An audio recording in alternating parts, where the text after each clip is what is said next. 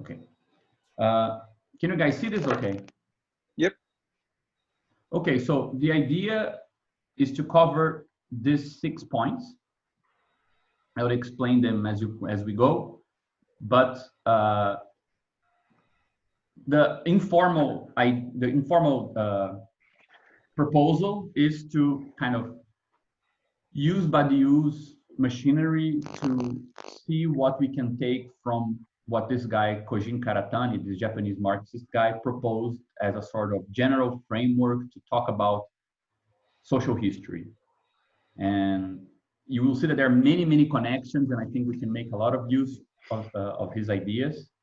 But I think some preliminary stuff is necessary, and I thought of starting actually with a discussion of the. This is a part of that outline that is currently as a note on our website, on the Badiou group website, and here's like three kind of points that we defined as sort of stuff we know from the previous research and stuff that is kind of missing and where we would need to go in a way. So there is this basic idea, right? Some operations are at stake in this idea of integrating a sort of political thinking with economic discussion in a new way. So the first operation is to look for a formulation of both politics and economics, where the distinction between collective organization and social coordination problems becomes a matter of restrictions in a theory. So they're not qualitatively different problems. They're like, one is a more restricted problem, like a local problem for a small group. Another is a large problem. So you would actually get perhaps a difference between one and the other by shifting a sort of scaling knob, right? Well, the collective organization problem for 7 billion people, it's a social coordination problem. But for 10 people, it's just a collective organization problem. So suddenly you don't have this strong qualitative distinction, right? So it's restriction on a theory rather than separate domains without any conceptual means of articulation. So our strategy here was to recognize that both political action, political economy, and coordination mechanisms deal with forms of organization. The second point is taking this organizational point of view, as this old Marxist called Alexander Bogdanov did, implies accepting the task of reformulating both the theory of political action and the theory of economic systems within one theoretical space that can give, let's say, primacy to organization and organizational operators. Homogeneous theoretical system and developing within this framework operations that allow us to pass from the general theory to specific social formations, as well as move between global analysis of a society and local practices of collective organization, while accounting for how these different strata and domains relate to one another. And then there's a third point, which is finding a conceptual perspective that allows for such a homogeneous treatment of both things, and choosing an adequate framework to accommodate it is not enough. We must be able to recompose what we already know of these two poles. So what we already have of a tradition of thinking politics and the problems of organization and a political action, and also what we already know in terms of how capitalist social organization is structured and things like this from political economy. We need to be able to maintain the gain from both, right? So we need to find a conceptual language that is expressive enough to give us the necessary predicates to describe economic categories such as price, value, labor, commodity, capital, but that also leaves room for definition of tactical and strategic operators such as militant work, strikes, communes, cooperation, how to design an organization, things like this, right? And I commented on this little graphic here, this little kind of diagram, just because it helps us to see that Badiou's theory is kind of too abstract, it's too general. Like we have at the lower point, we have these two separate areas, the critique of political economy in Marxism and theories of political organization, sometimes not really compatible with Marxism, but even the theory of political organization in Marxism is not so compatible with the critique of political economy anyway. So they are kind of separate. And the problem is that we already know how to unite them at a too abstract level. Like if you go to the sort of philosophical abstract point of view, totally formalized, removed from any concrete concern, you get the logic of worlds where these two things are unified. You get one formal system to describe both of them. So you kind of already have what we need at this very general level, but we need it to be a bit more concrete than that, because we're not interested in any worlds, we're interested in social worlds and socially existing worlds, and not only possible social worlds that, for example, aliens could have in a different planet. So there are restrictions, right? So that's why I did this here. Like, there are three operations that we need to consider. Sure, we have a theory, as I was saying, like we have a theory of structure with the theory of value, Marx, and things like this that describes social structure. And we have theories of novelty, for example, with the theory of collective organization, experimenting with new stuff. But they are disjunct. And at this very broad theory of worlds and kind of ontology and so on, we actually have a unified theory of structure and novelty. We don't need to think of those two things as absolutely incommunicable. You can actually talk about both of them together and see how they relate to each other and so on. But we're looking for this middle ground where you went down from the logics of worlds and up from both the critique of political economy and the theory of political organization. And we don't really know what this consists in, right? So I define these three arrows in this kind of way. We need a double restriction on the general theory of worlds, a restriction on structure. We're not talking about the structure of any world. We're talking about the structure of historical worlds. Hence why a book called The Structure of World History might be interesting to us. And the restriction on subject. We're not interested in a formal theory of subjectivity like Badiou offers. We want a theory that is actually immanently political, like not about what could be in a different world, but something thought with the tools that politics has meant and made by people that are actually living in this world. So we need to restrict, kind of dumb down the theory to our level. But we also need a generalization from the critique of capitalist economy, which means a transformation of value theory into a theory of a specific form of social mediation, amongst others, which opens the space for active political operators. So you need to generalize the theory of capitalist economy, but making it look like a particular case amongst other forms. But this also must be done in a way that this opening up is also an opening up to some novelty, right? So it's also, let's say, it's not only a generalization, but a compatibilization with the theory of political organization, which is this third thing here, right?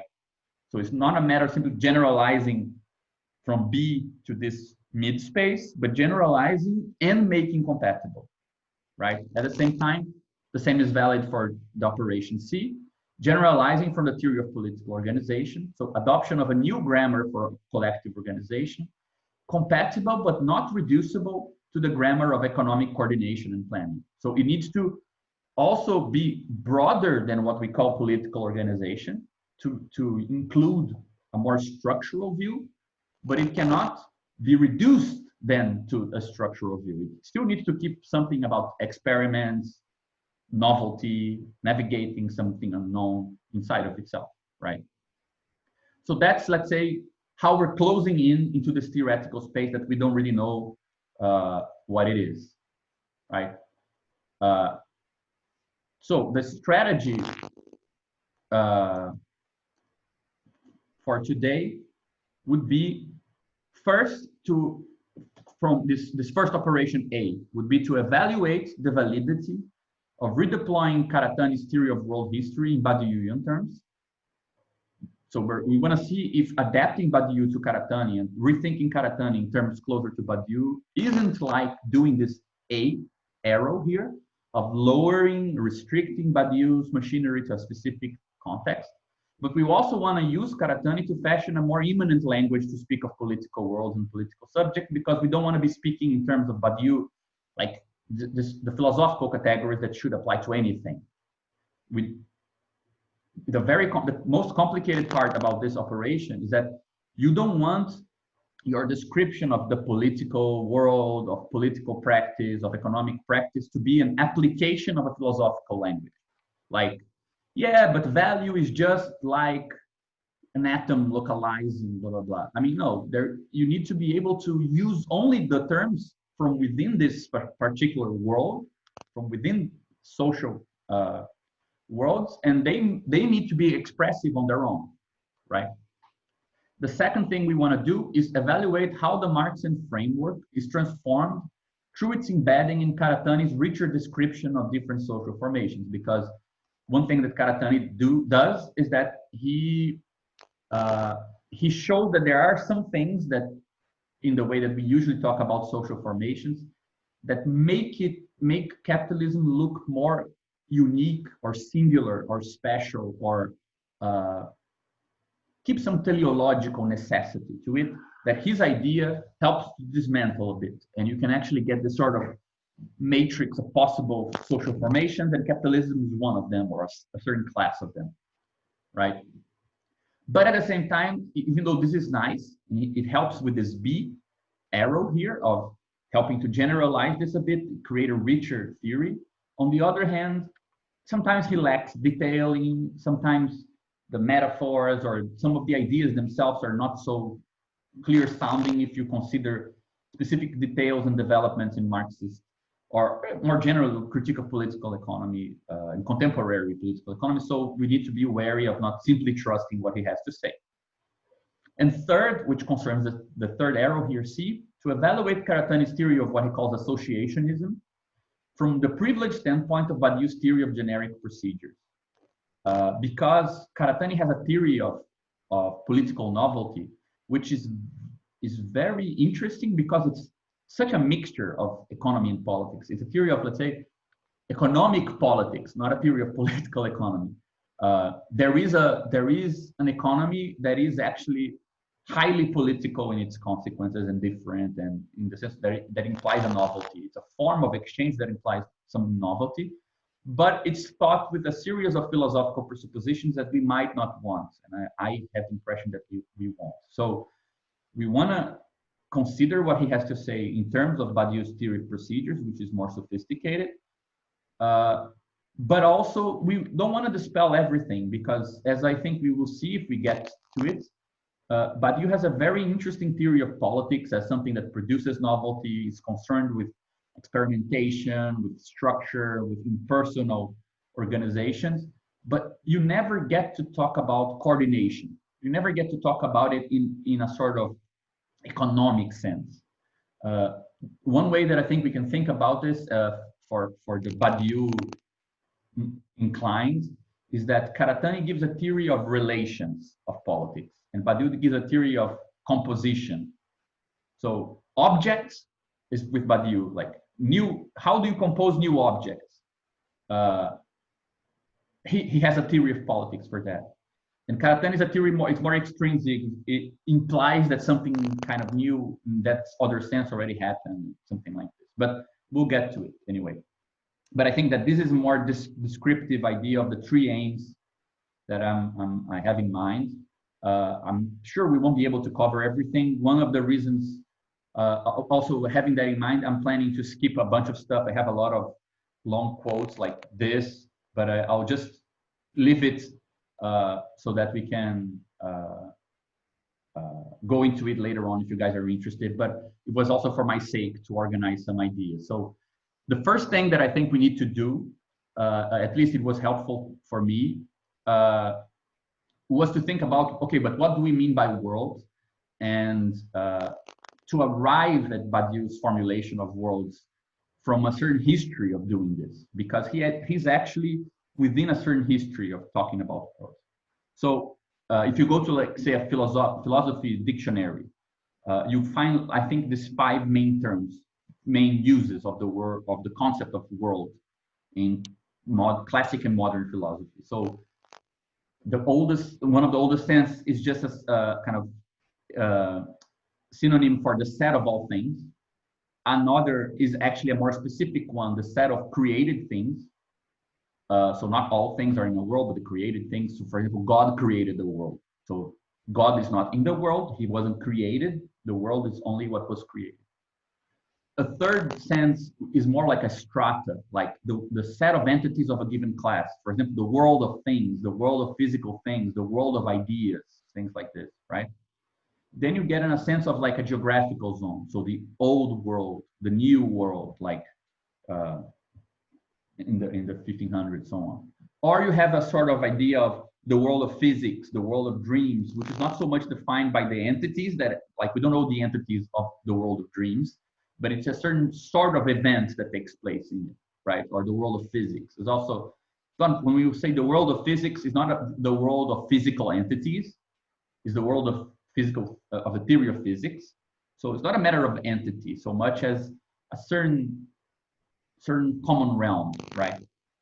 But I think that the most important thing, I mean, I've just added this here for the sake of it, but the important thing, I think, is that there is an interesting divide in the talk about worlds after Kant, right? So there is this very famous book by a guy called Alexander Poiré called From Closed Worlds to Infinite Universe. And he tries to show that modern science was a fatal blow on the idea of worlds, the idea that there's a closed, finite kind of set of stuff that is either governed from outside or kind of immobile in some sense, and it kind of obliges us to deal with the idea of infinity as a kind of almost ordinary quality of the world. So you get, for example, in Leibniz, you still get an idea of kind of cosmos as the totality of things. There is a definition you can find in, I forget where I read, I think it's in the Theodicy, that cosmos is the totality of things such that no other world is possible. So such that nothing can be said to be somewhere else, right? And then you find in the Critique of Pure Reason the idea that the cosmological idea of a world, this idea of the totality of all things, is actually inconsistent. If I'm not mistaken, he actually calls it a regulative idea. So it's an idea of reason, but it's antinomic. You can't really maintain it or negate it. And it's interesting because you get two kind of strands, I would say, of dealing with the world after this. One is subjective, which I think is the more classic treatment, which is the idea that, well, so worlds cannot be equated with totality, or in the sense of the set of total things. Worlds are localized, and you can then localize them in two ways. That's why I called objective or subjective. Actually, the oldest branch is the objective one, because from Kant to Hegel, you get this idea that, okay, so worlds as totality of all things, world as universe is an inconsistent idea, but you can talk about localized worlds. Worlds can be smaller than the universe, and that's why Hegel does world history, because it's the history of localized, consistent social spaces. And for Hegel, what operates the consistency, what guarantees the consistency of this space and gives it its dynamic is the state. So that's why there is an equation in Hegel between history, world making, or worlding, right? There being a certain closed consistency of a social space, and state. Societies that have no space have no history because they cannot relate to themselves as worlds. So if you don't have laws written down, or if your laws appear to be given from a transcendental point of view, like from the gods, for Hegel, that means that you cannot experience the unity of a people as a sort of immanent transcendence, right? You're not saying that it's out of the world, you're saying it's in this world or in this universe, it's within reality, but it still has some sort of horizon, common horizon, right? And the state is a sort of mediation that allows for this. And I think that this tradition is interesting because Marx clearly is written into this tradition, but in a way that is not obvious, because even though he talks and writes, and he's probably the guy who read most history books ever, he never uses the term world history, not even when he was criticizing Hegel's world history. The only place where world comes in consistently as a concept is the expression world of commodities, which you find everywhere in the first volume, especially of Capital. Then you have also world money, but it's already, let's say, it was an expression before Marx, world money, and I think it's more conceptual in the sense, the idea of commodities, because he talks about how objects appear in the world of commodities. So there is an idea of a localized, consistent social space, but it's not states that operate their consistency. It's not states that mediate their emergence or the emergence of something in this space in a way that it partakes in that consistency, right? Actually, here I didn't really write what this is, but we'll get to this in a bit. So on the other hand, you have something which is, you don't get states or value, you don't get objective out there in the world synthetic logics. You get logics that are kind of projected onto the individual. So you get, let's say, if one side of the equation stuck with the idea of worlds and kind of immanentize the transcendental, historicize transcendental, put them in the world, there is, let's say, the other version, which is, we'll take this inconsistency of the idea of worlds to mean that we need, let's say, a non-rational grounding of our experience of the world. So Schopenhauer has the whole point of, well, but worlds concern human beings. The world is for me, but the world is for me not in a rational sense. It's not reason, understanding, and imagination that organizes. There is something that is a different order, non-rational order, something like this. And there is a long tradition in phenomenology that deals with worlds mostly with regards to ourselves or the individual or the I or something like this as the synthetic place, right? So place is the subject at the center of the idea of the world. So, but this is not necessary, as I want to show, I'm trying to show you, right? So I just got two quotes from contemporary, like 20, yeah. Can I ask a question really quick about, can you go back? Yeah, about what's the difference between the world of commodities and the world economy for Marx? Is the world of commodities something more like, I guess, like more localized, like a local economy, for example, where the world economy is sort of like all, yeah, world economy is not a term commodities from Marx, though. This is actually, I didn't, this I just copied and pasted, and it wasn't supposed to be like this, because okay. This is what I want to show now, because in the 1950s there was this theory called world systems theory, and it's kind of there. It has two origins, and this guy is actually the big originator of it. And you can see that he begins. He's a historian, a very interesting historian, because he wasn't concerned with history in the sense of, let's say, the sequence of events that happen at a sort of chronological line. Brodel was interested in the idea that different scales of society, so small communities develop with a very quick dynamic. They change very quickly, but big social compounds like an empire, a region, it has a different temporality. Right? And he wanted to elucidate what he called this long duration history. And I love this quote just because he makes a distinction between world economy and world economy with a hyphen, right? So you see, he calls the world economy is an expression applied to the whole world. It corresponds, as Sismondi, which is a famous historian, says, to the market of the universe, to the human race, or that part of the human race which is engaged in trade and which today, in a sense, makes up a single market. So world economy separated like this, it's simply the set of all markets, of all communicable markets, right? In a certain sense, the world of commodities, if you count all fragments of markets where commodities are consistent, right? But world economy with a hyphen only concerns a fragment of the world, an economically autonomous section of the planet able to provide for most of its own needs, a section to which its internal links and exchanges give a certain organic unity. So the unity here is not the unity exclusively of commodity exchange, is the unity given by its internal links and exchanges, which can be of several sorts.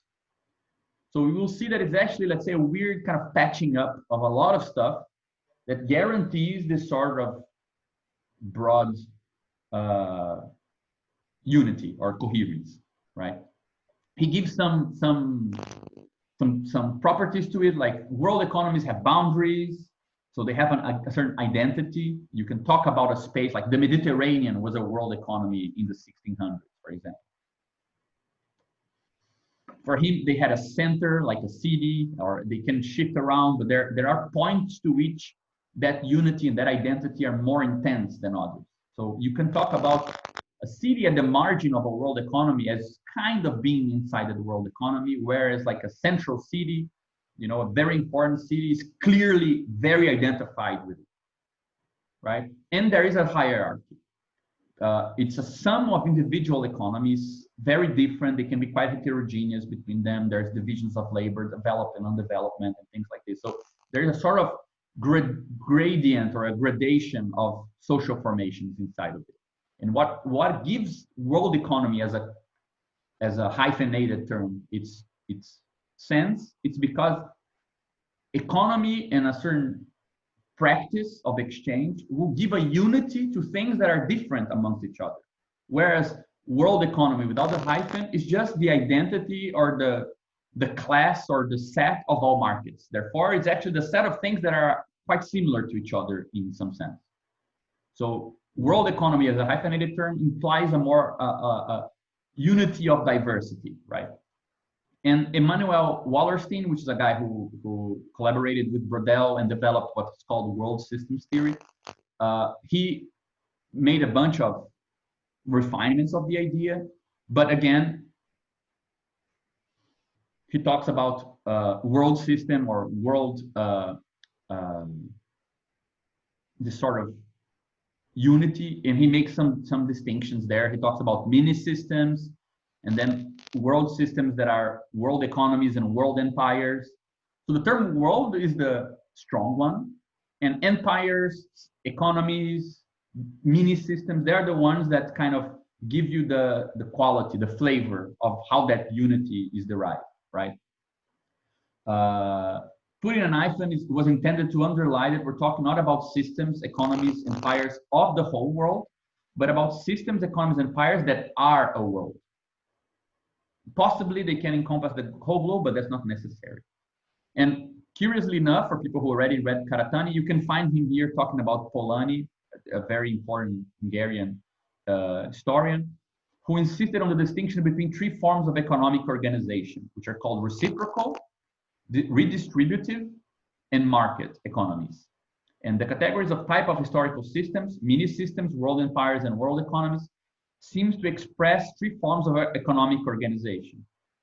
Mini systems utilize reciprocity, world empires utilize redistribution, and world economies market exchange. Does that mean that world empires only employ redistribution as their means of organizing? No, but it means that the unity, that what Brodel called the organic unity of that territory, comes from that main form, right? So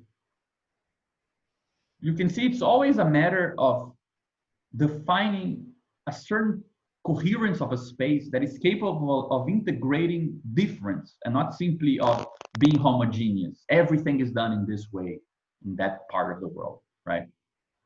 I added a third meaning of the term world, actually, which is slightly different, but that I love, but I don't think we have time to go into it, which is Jacob von Uexküll, the guy with the coolest name ever, talking about life worlds of, or environments of creatures. I'll just read a small quote because I can't help myself. He says, "We begin such a stroll on a sunny day before a flowering meadow in which insects buzz and butterflies flutter. And we make a bubble around each of the animals living in the meadow. The bubble represents each animal's environment and contains all the features accessible to the subject. As soon as we enter into one such bubble, the previous surroundings of the subject are completely reconfigured. Many qualities of a colorful meadow vanish completely, others lose their coherence with one another, and new connections are created. A new world arises in each bubble." And then he talks about a tick. And the idea is that there are experiments you can do on a tick to understand what are the values, what are the information that are valuable to a tick, that he recognizes as existing, and what sort of information the tick doesn't recognize at all. So for example, you can change temperature, I think, ridiculously, and a tick doesn't recognize that it changed. you can change the weather, you can change where the tick is kind of standing, and none of that affects the tick. But then if you change like the saturation in the air of some hormone or some chemical compound, the tick jumps. So he reacts only to certain things, and others don't exist in his bubble, right? So he says the whole rich world surrounding the tick is constricted and transformed into an impoverished structure that, most important of all, consists only of 3 features and 3 effect marks. That's, let's say, the totality of the tick's environment. But the poverty of this environment is needful for certainty of action, and certainty is more important than riches. So it's precisely because the world only has those signals as relevant for the tick that the tick is so consistent in being able to survive. Had the tick to have a mechanism to distinguish between relevant and irrelevant information, all information appears and he has to kind of select amongst them, the probability of his survival will be much lower. So it's not poverty in any moral or degrading sense. On the contrary, it's the idea that constraints are increasing certainty of action, right? This is I saw yesterday a similar thing from Kuhn, that in his second book on scientific revolutions, he changed to, rather than comparing it to like a mutation, which is sort of something that happens like spontaneously and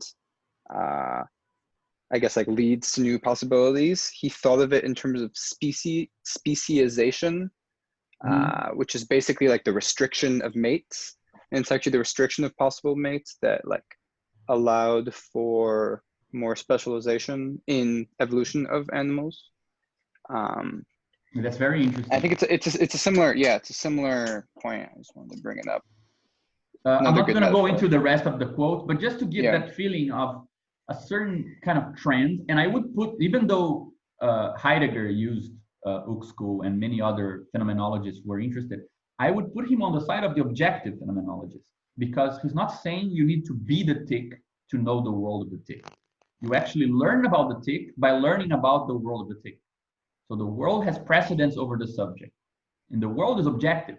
I mean, it's actually a certain class of effective information and relevant constraints, right? A certain covering of space and a certain coarse-grained, a certain kind of restriction of what counts and what doesn't, right? And I mean, he goes very far with this, and it's very beautiful the way that he talks about time.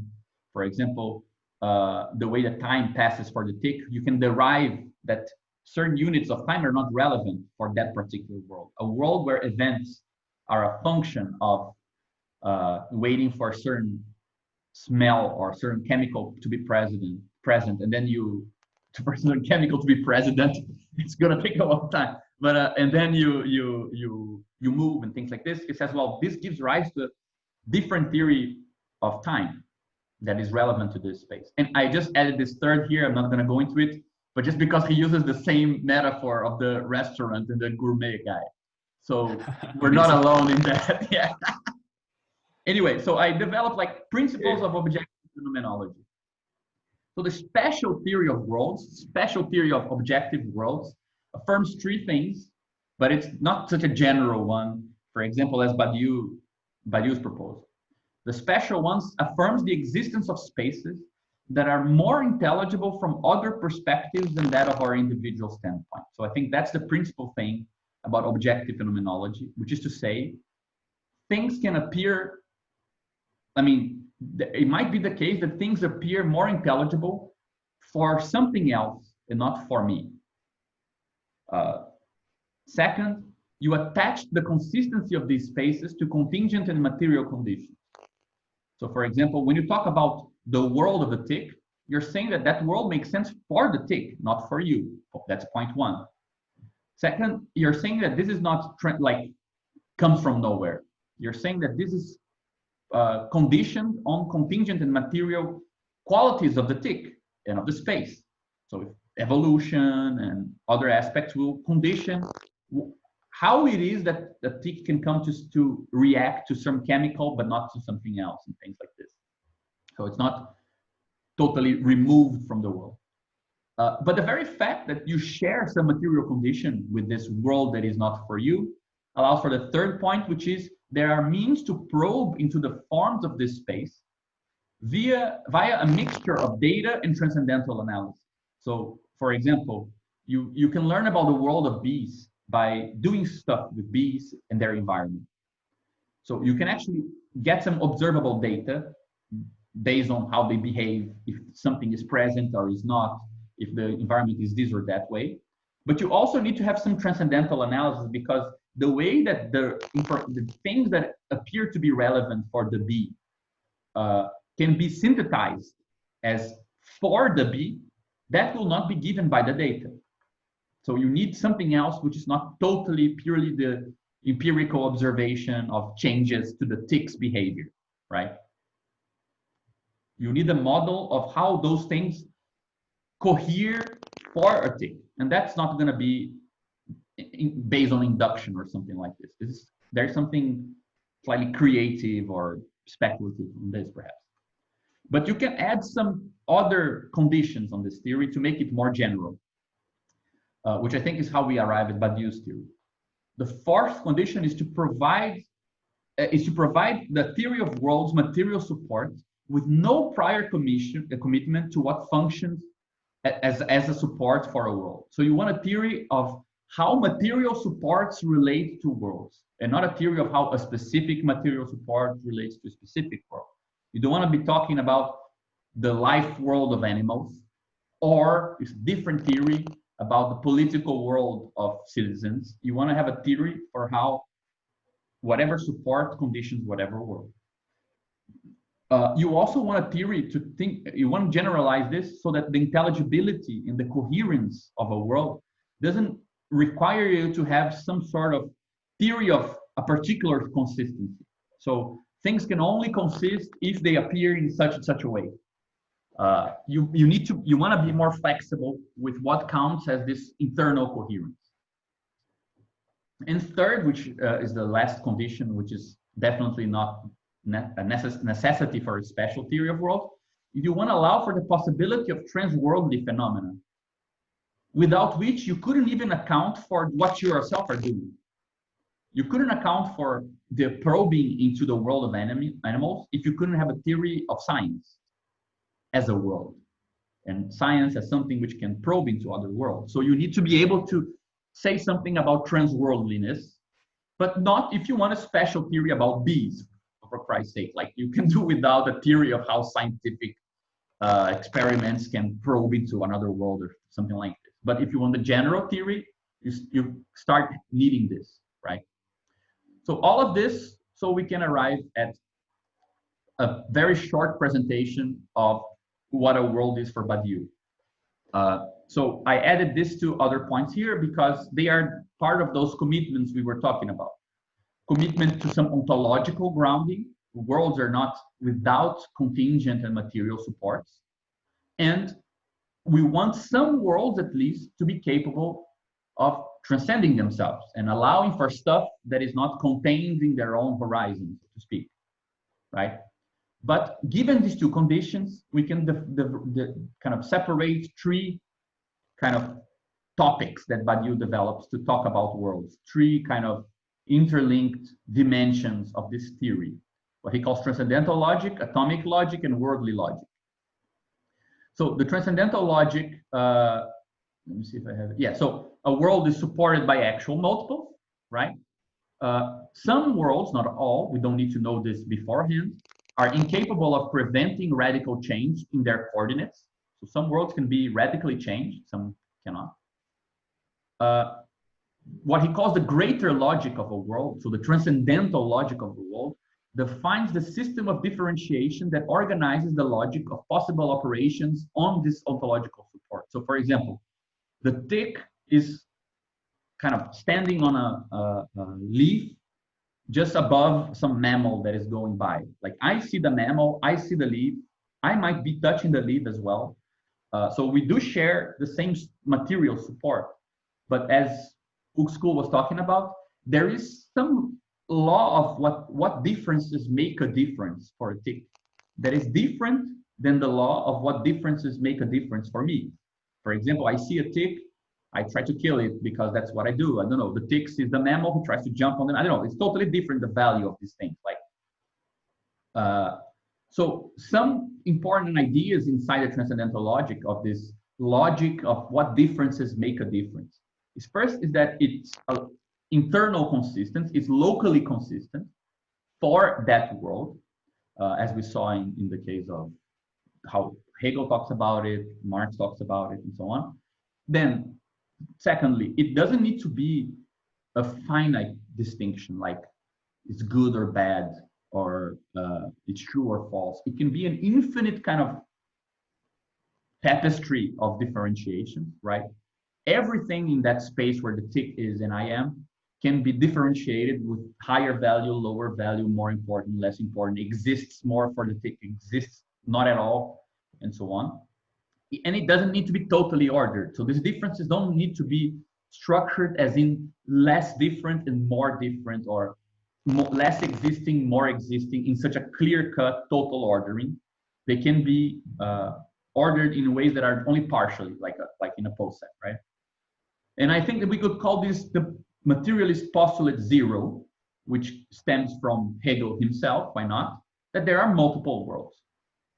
If there was one world, it would be called the cosmos, and then we have an inconsistency according to Kant and so on. So Badiou doesn't call it a materialist postulate, but I would gladly put it into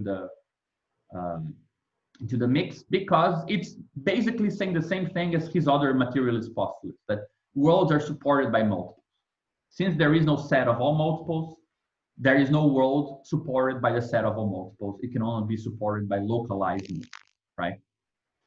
And then he gives us some, I mean, I don't want to go into this now, but we might be able to do it later on. He talks about the sort of formal mechanisms that help us to think about these things. If you want to talk about pure laws of difference that make a difference, if you want to talk about how they can cohere, how they can have some structure at the same time that they are not kind of restricted to any particular world, you can use Heyting algebras, locales.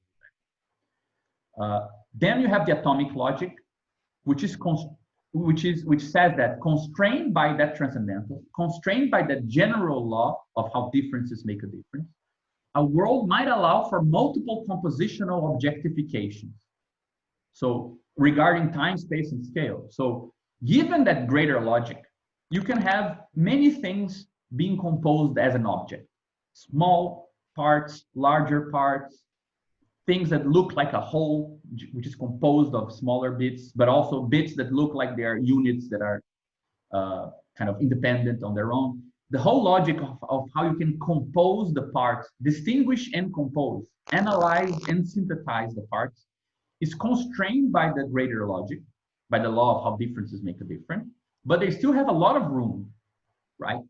I just added here then 3 basic kind of conditions that he gives for this to be possible. So given the law of differences in a world, if you're able to respect these 3 conditions of unicity, localization, and compatibility, you are able to construct for that compositional covering, for that thing that you decided as a part, a tapestry where it is a relevant part, it is an effective part. You can talk about that world, taking that dimension, that thing as an atom of that world. So the analytic condition is unicity, meaning, and all the conditions are kind of in dialogue with sort of linguistic analysis. So if you can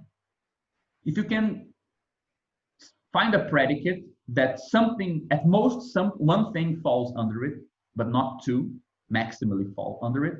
So one thing is identified with that predicate and not others. But at the same time, that once that thing was identified, you can localize other things in relation to that in such a way that you form a sort of homogeneous network. Then that thing, that component distinguished by the predicate can be said to be an atom. So there are infinite ways to do this, right? You're not constrained by any, you can change the scale and find for example, citizens or people might be the proper names of people or nationalities, or the soccer teams that we cheer for are a way of kind of organizing the population. You can distinguish those cheer for this soccer team, those who don't, those who cheer for another, and so far. But at a different scale, like international law, you can treat those same people as a nation. And now they're counted differently, they're objectivated different, they compose something else, but which is equally consistent, equally respects these rules. In between, it might be harder to find something. So not all scales, not all, let's say, it's not a continuous scale of everything can be composed with everything. There are constraints, but it's still, there's a lot of free space for composing things, right? And his postulate here says, you can compose things any way you want in a world, as long as it's constrained by the transcendental, respects the law of differentiation in that space, and as long as there is some multiple supporting that. Ultimately, you're counting something that has a being, right? Even though you count it in the most crazy ways.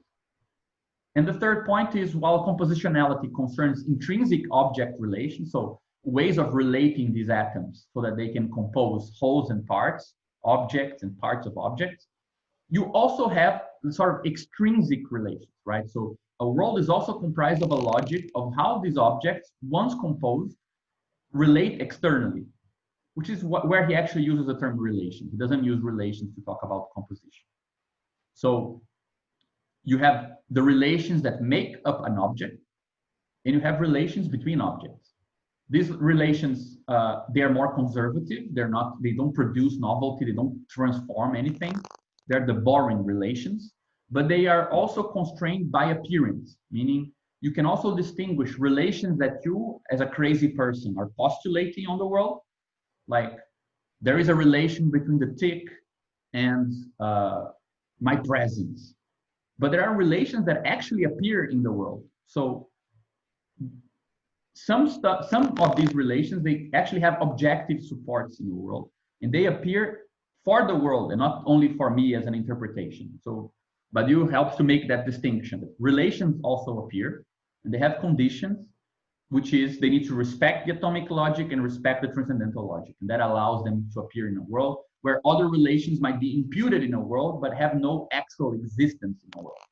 So for him, relations exist, but they are constrained by something to exist, right? Finally, I will get back to this, but one way that I think it's nice to think about this is to talk about, imagine this general theory of general structure of differentiation, defining certain coverings of space, right? They define ways in which you might relevantly compose that space. So you have here this kind of general rule, and you can imagine that given a certain multiple, which has a lot of stuff inside of it, this sort of covering, binding these two things together, and then this sort of covering and this sort of covering, it actually respects that compositional law we were talking about. And this can be localized on this, and these things are compatible. This is a way of covering this space, right? There might be other ways of doing it that are also permitted by this world. Like, for example, this way of doing it, and then this way here.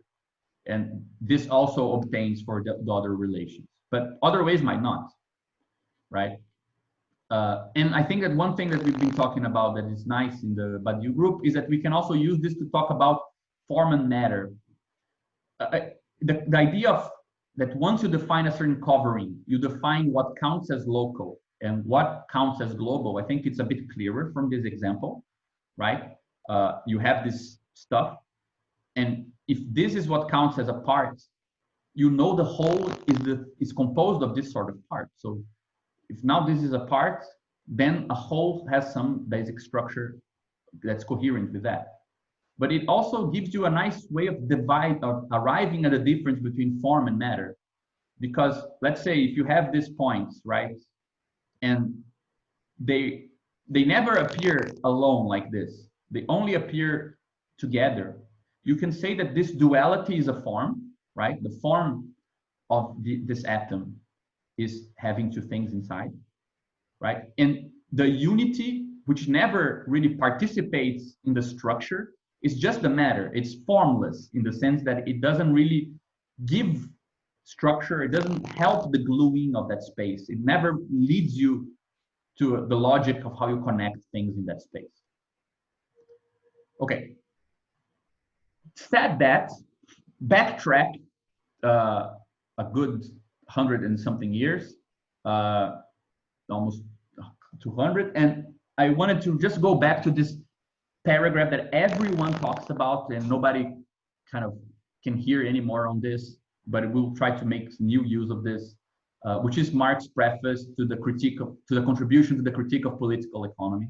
So this is a very classic description, which is very important because it's not a description of capitalism, it's a description of any social formation. So usually we get from capital a more singular, more particular theory because the theory of capitalist relations. But in this preface, Marx talks about the general theory of any social formation. It was not surprising that it was used as a sort of grounding foundational stone for historical materialism, because it would give a theory of history, historical formations in general, right? So I'll just read it to you very quickly. He says, in the social production of their existence, men inevitably enter into definite relations which are independent of their will, namely relations of production appropriate to a given stage in the development of their material forces of production. So right here you can see Marx is an objective phenomenologist of worlds, because men enter into relations which are independent of their will, right? It's not from the standpoint of their volition you're going to understand the consistency of these relations. The totality of these relations of production constitute the economic structure of society, the real foundation on which arises a legal political superstructure and to which corresponds definite forms of social consciousness. The mode of production of material life conditions the general process of social, political, and intellectual life. It is not the consciousness of man that determines their existence, but their social existence that determine their consciousness.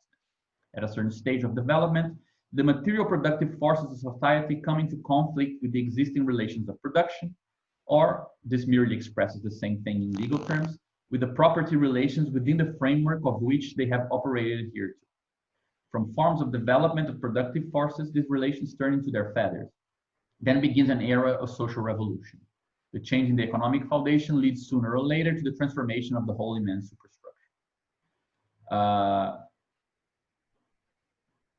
Then he talks about, this is important. He says,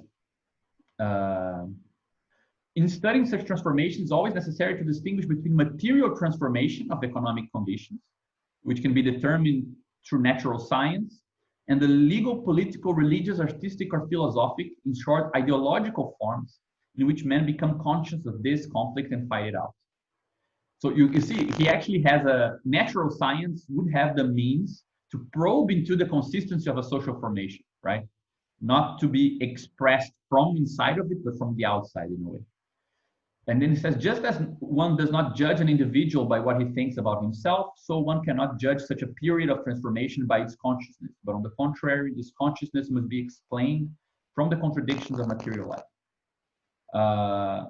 Anyway, I'm not going to go into the details of this. I love this last sentence here. Mankind inevitably sets itself only such tasks as it's able to solve, which I find very hermetic. But anyway, so this is the way that I think we can write down the basis of the, let's say, the machine that he's proposed, right? Material forces of production are related to relations of production. And the two things form the economic conditions, or he called the economic base, right? Then you have what he calls the legal and political superstructure, and what he calls forms of social consciousness. And he kind of distinguishes the four, I think. I mean, the distinction between these two is classic in Marxism: forces of production, relations of production. The legal and political superstructure is an ideological form, but social consciousness is a sort of phenomenological term. Actually, I think should be distinguished because there is no reason why you should talk about legal structure in the same terms as you talk about consciousness. And I think we could actually divide these four terms in this nice way here, where material forces of production are kind of like a distinction within nature. Like, you use natural forces, you use technology to do something to nature that nature wouldn't do to itself, right? Relations of production is not nature distinguishing itself from nature, but it's actually humans distinguishing themselves from humans. So you will get organizers and executors, managers and and manual labors, intellectual, and so the division of that, the relations of the productive system kind of organized.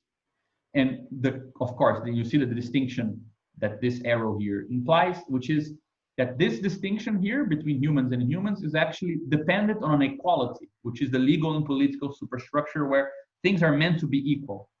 So, for example, property relations put all buyers and sellers in the same equal footing, even though in the relations of production, people who are selling their labor are in an uneven position with those who are buying it. So here, human is different from human, and here is human is similar to human. And in form of consciousness, you kind of naturalize the difference between humans and nature. So at this point here, technology doesn't really allow humans to distinguish themselves from nature, because you need to use nature against itself, so to speak. It's actually from the standpoint of consciousness, a sort of more humanistic theory of consciousness, that you see that finally, let's say, society is now distinguished from nature. And makes sense to make that difference here, because for Marx, no wonder that it's natural science and natural history that clarifies this. Because in a certain sense, the big problem with this schema is that from the standpoint of consciousness, we're not part of nature. Society has always been distinguished from nature. It's just a matter of convention. It's postulated on the relations between humans. So you never get to understand the things that actually ground it or allow it to develop. So in our social production of existence, so what we need to be ourselves, you actually enter into relations of production that are determined by material forces of production. And they can actually come into contradiction to the point that their contradiction changes these things here. But this is kind of confusing, and no wonder that you have many theories of this. So the first classic reading of this diagram focuses on how this upper part determines the lower part. So it's the base versus superstructure metaphor. Technology and economy and the production sites, they determine the politics, culture, consciousness, and so on. And it varies from very kind of strong reductionism, where in fact only this exists and everything else is just mystification, to more nuanced positions where, well, it's determined in the last instance, but there is all the other stuff which has some autonomy, right? The second reading, which is emphasizing the relative autonomy of the superstructure, goes a bit further and says, yeah, but not only is economic conditions determining this, so not only does this relation determine this relation, which itself leads to this, but without this, you will never get this part to function. So this needs to be an input back here, like kind of feedback mechanism. So Althusser with the interpellation of individuals as subjects, which allows individuals to be placed into economic relations and reproducing the relations of production, as he calls it. Like, actually, I would even say that perhaps he would put this arrow here, but still, I would say this is the second sort of reading. The third reading, which is actually a bit more common today, you get it from Bernard Stiegler, the guy who recently died. You get it from Mackenzie Warwick as well. Emphasize, which I think it's important in a sense, it's kind of where we're headed, but not quite. Emphasize this part and says, look, Marx was saying that material forces of production are the ones that define relations of production. So it's not the theory of sociality, domination. All of this is dependent on the forces of production, technology and technological development, and this crazy thing we don't understand exactly. How is it that we are part but distinguished of nature, and what sort of non-humanistic technological potential is there? So there's a lot of theories that kind of explore this part here. But they also give it a sort of special quality, as if this is absolutely different from this triad here. This triad is conditioned by this part. It's kind of like the first point. It's kind of like this. But rather than the classic Marxist one, which at least included exploitation as a problem of the foundations, this third one kind of excludes exploitation and finds exploitation a sort of humanist deviation from the symbiosis with our technological accelerationist vertigo. So this would be more important. And there's a distinction here. So there is a fourth reading, which I think is where Karatani enters, which is a reading that asks the following question. What is the thing that is the same in this form? How is it possible that technology has an effect on how we relate to each other, and how we relate to each other in production affects political superstructure, and this affects consciousness, and this plays into the material forces of production? Like, for this circuit to be possible, something must be shared by them. They cannot be qualitatively distinct. And this is a reading that tends to start from one simple point, which is labor is a form of organization. So rather than treat this as organization, which is clear, this is also organization, which is clear.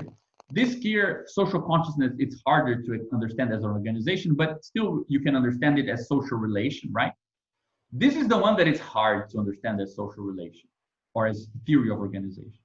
So this is where, you know, my personal hero, Bogdanov, that's where he starts. He starts by saying, all human activities are essentially either organizational or de-organizational. This means that human activity, be it technical, socially cognitive, or aesthetic, may be regarded as the material of organizational experience and investigated from the organizational point of view. Most often the term to organize is used when somebody is speaking about people, their labor, their efforts, to organize an enterprise, organize an army, and so on. But if we were to cast a closer eye over one of these cases, say the most typical, the organization of an enterprise, we would immediately find that even there, the concept of organization covers wider territory than just human activity. So I don't know why Bruno Latour is thought to be a novel thing. I mean, you already had everything already in this guy. And he says, the organizer of an enterprise collects people and combines their labor actions. In many cases, these actions may be replaced by the work of mechanisms. When a mechanism is introduced, the task of the organizers becomes to coordinate. So the organized entities are comprised of both living and non-living activities, right? Let me see if there's something else crucial here. Anyway, technical instruments extend bodily organs, the organizing elements of working power. So there is no reason for him why you should not use the term organization to talk about labor. Labor ultimately is reorganizing matter, right? Let me see if there's a literal quote here. He says,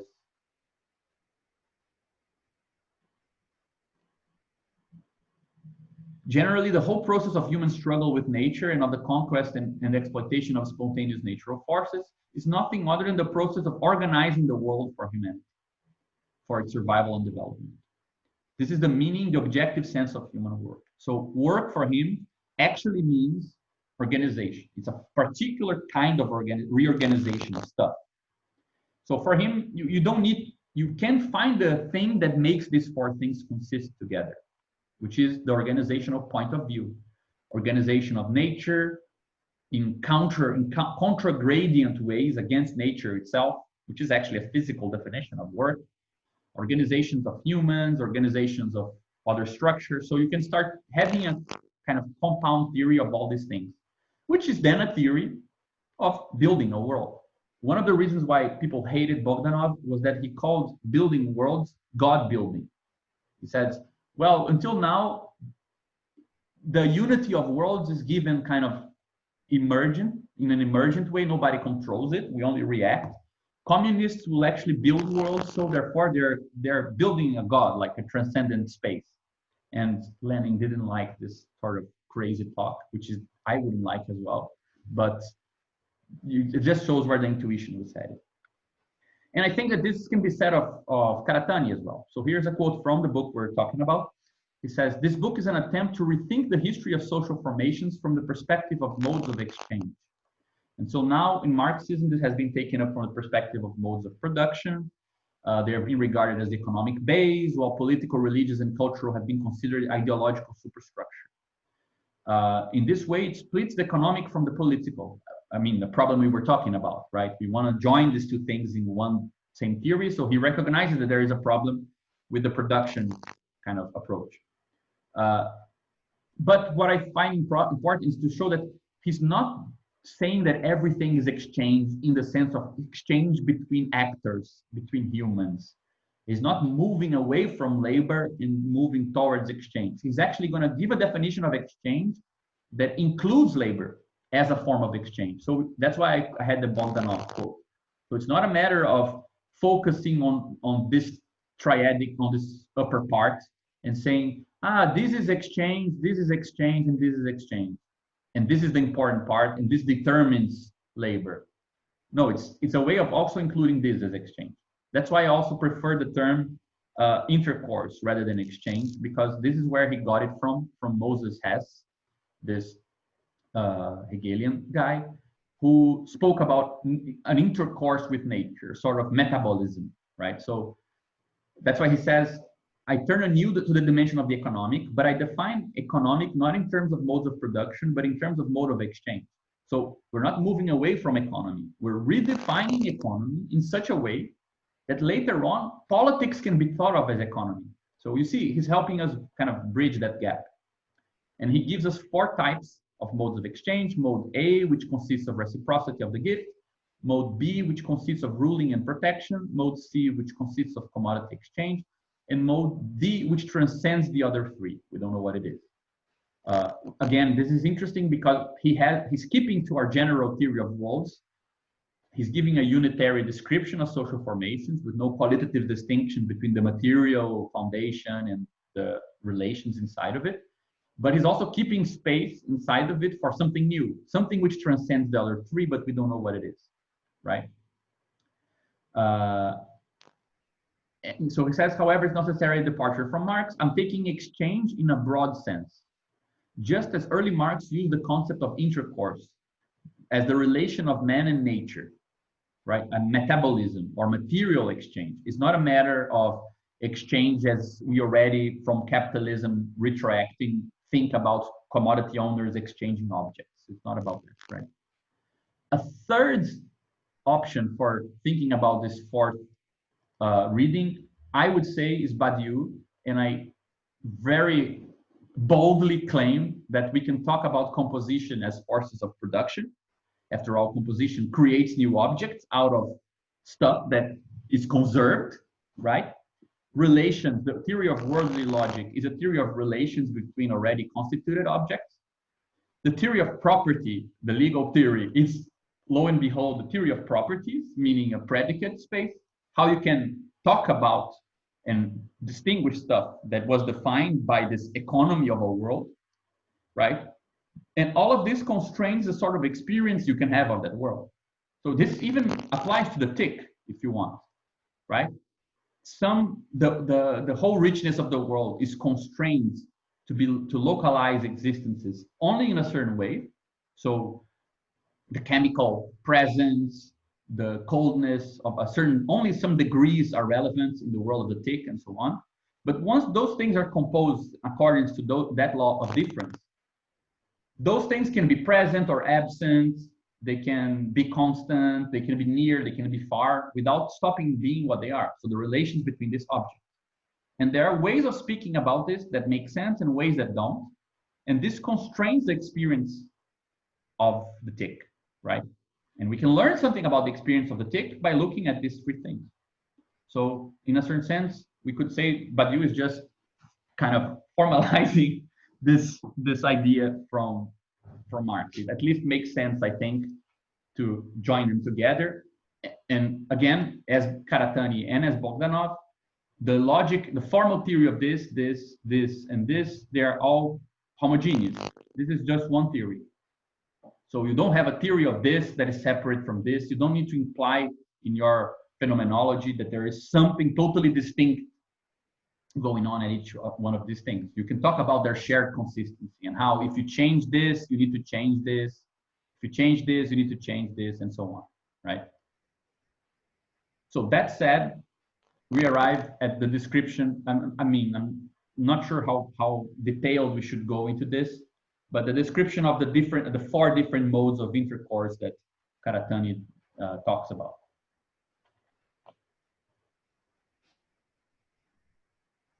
Is it making sense this far?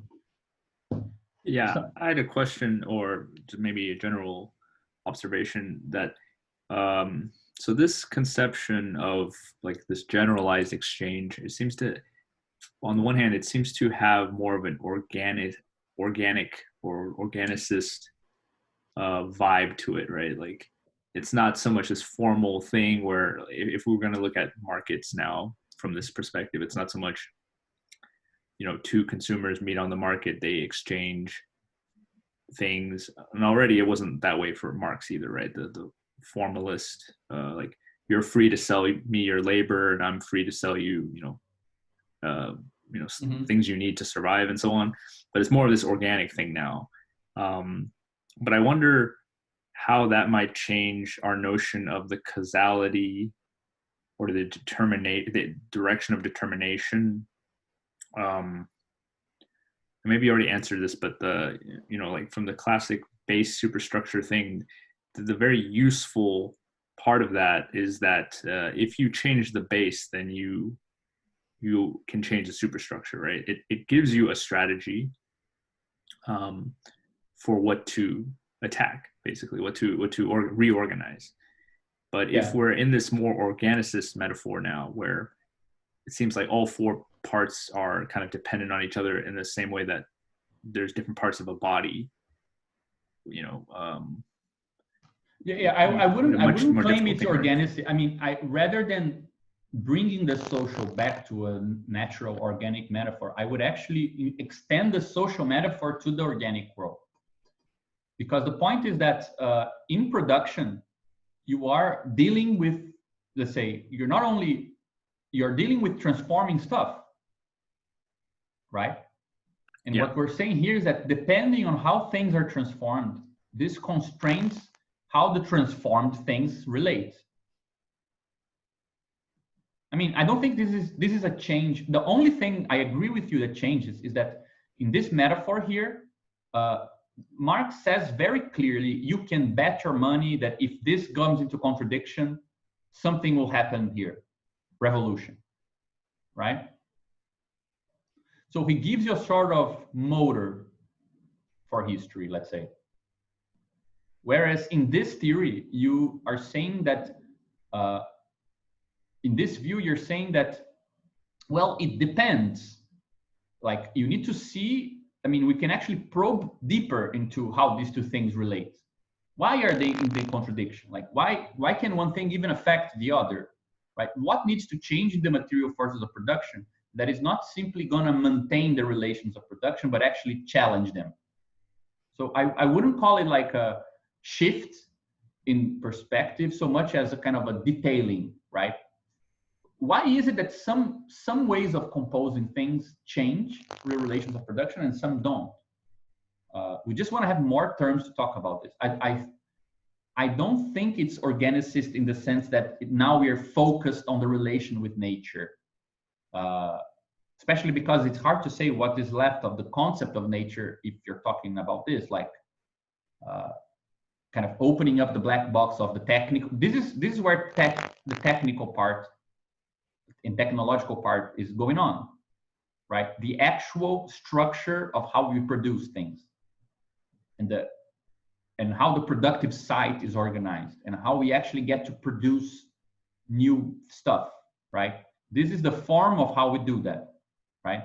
Or the way that the things being produced here are then put into relations, be them people or things.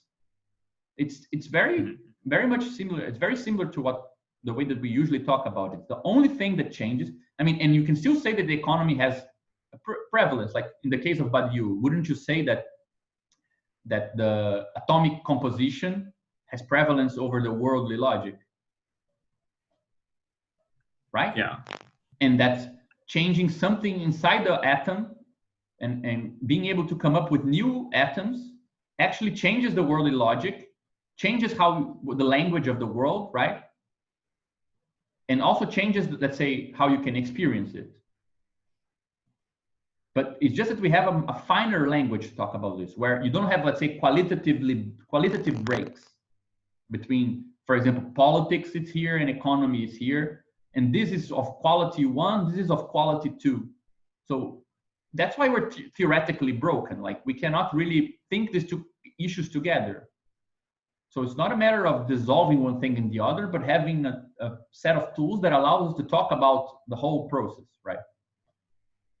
But also, you see, and also it's not only that, but we also want a way to talk about the transcendental of a world, meaning what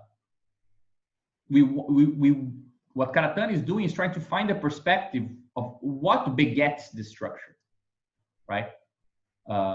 So given certain material forces of production, some relations of production, and so on, this has a certain feel to it, a certain vibe, a certain horizon, right? That horizon is not reducible to any empiric stuff. So you need to be able to look at the whole thing at once somehow to be able to talk about the general gist of it, right? So, for example, this is what I call Karatani himself calls it his transcendental critique. He says, I'm not trying to write a sort of world history that is ordinarily taken by historians. I'm aiming at transcendental critique of the relationship between the various basic modes of exchange. And not only that, but he wants to explicate the three great shifts that had occurred in world history and set us on the trail for a fourth. So he needs to do this in a way that you can see the whole, but also leave space for something else, right? And I understand that transcendental critique means accomplishing all these things at once. He wants to talk about how the forms of intercourse build social space. So what the sociality, this interiority of a world is built by these forms of intercourse. And I think I actually separate here. Sorry, yeah. Second, the connection between these modes is effective if it allows for that space to be consistent. So we're going to be looking at how these different modes of organization, of intercourse, and so on relate to one another. And our point of view is asking, does it make it consist or not? Does it allow it to spread or not, right? This transcendental analysis also correlates to a certain order structure in the world. What is important, what is less visible? So for example, in the world organized by reciprocity, family ties are very visible and commerce is almost invisible, right? And the state is actually inexistent. Whereas in capitalism, families are almost invisible. Corporations are more visible and things. So you have a certain ordering structure of existence that you want to be able to, locally, you want to see it, look at the data. But if you don't have a sort of transcendental analysis of this sort of broad space of differentiation, you can't really know what to do with the data, right? Also, we want to be able to determine what counts as economic rather than accept a transhistorical definition of economy. So in a certain sense, remember when we were talking about Badiou and I said, there is a way of talking about this where the atomic logic defines what is a form or what is a matter, right? How, let's say, you can even talk about how some material goes through a transformation and acquires a different form.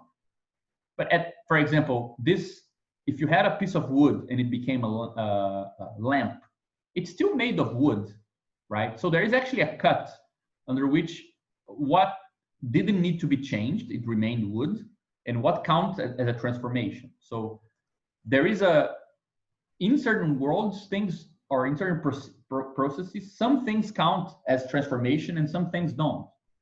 So some things count as force of transformation and some things are preserved or ways of conservation. So the general form of a world defines what counts as a force and what counts as relations. So depending on how things are organized in a world, economy is one thing or another. That's also why we want to backtrack. A theory of labor rather than a theory of organization, when we try to think about forces of production, implies that you're always looking at economy by looking at human effort in any society. And that's not true.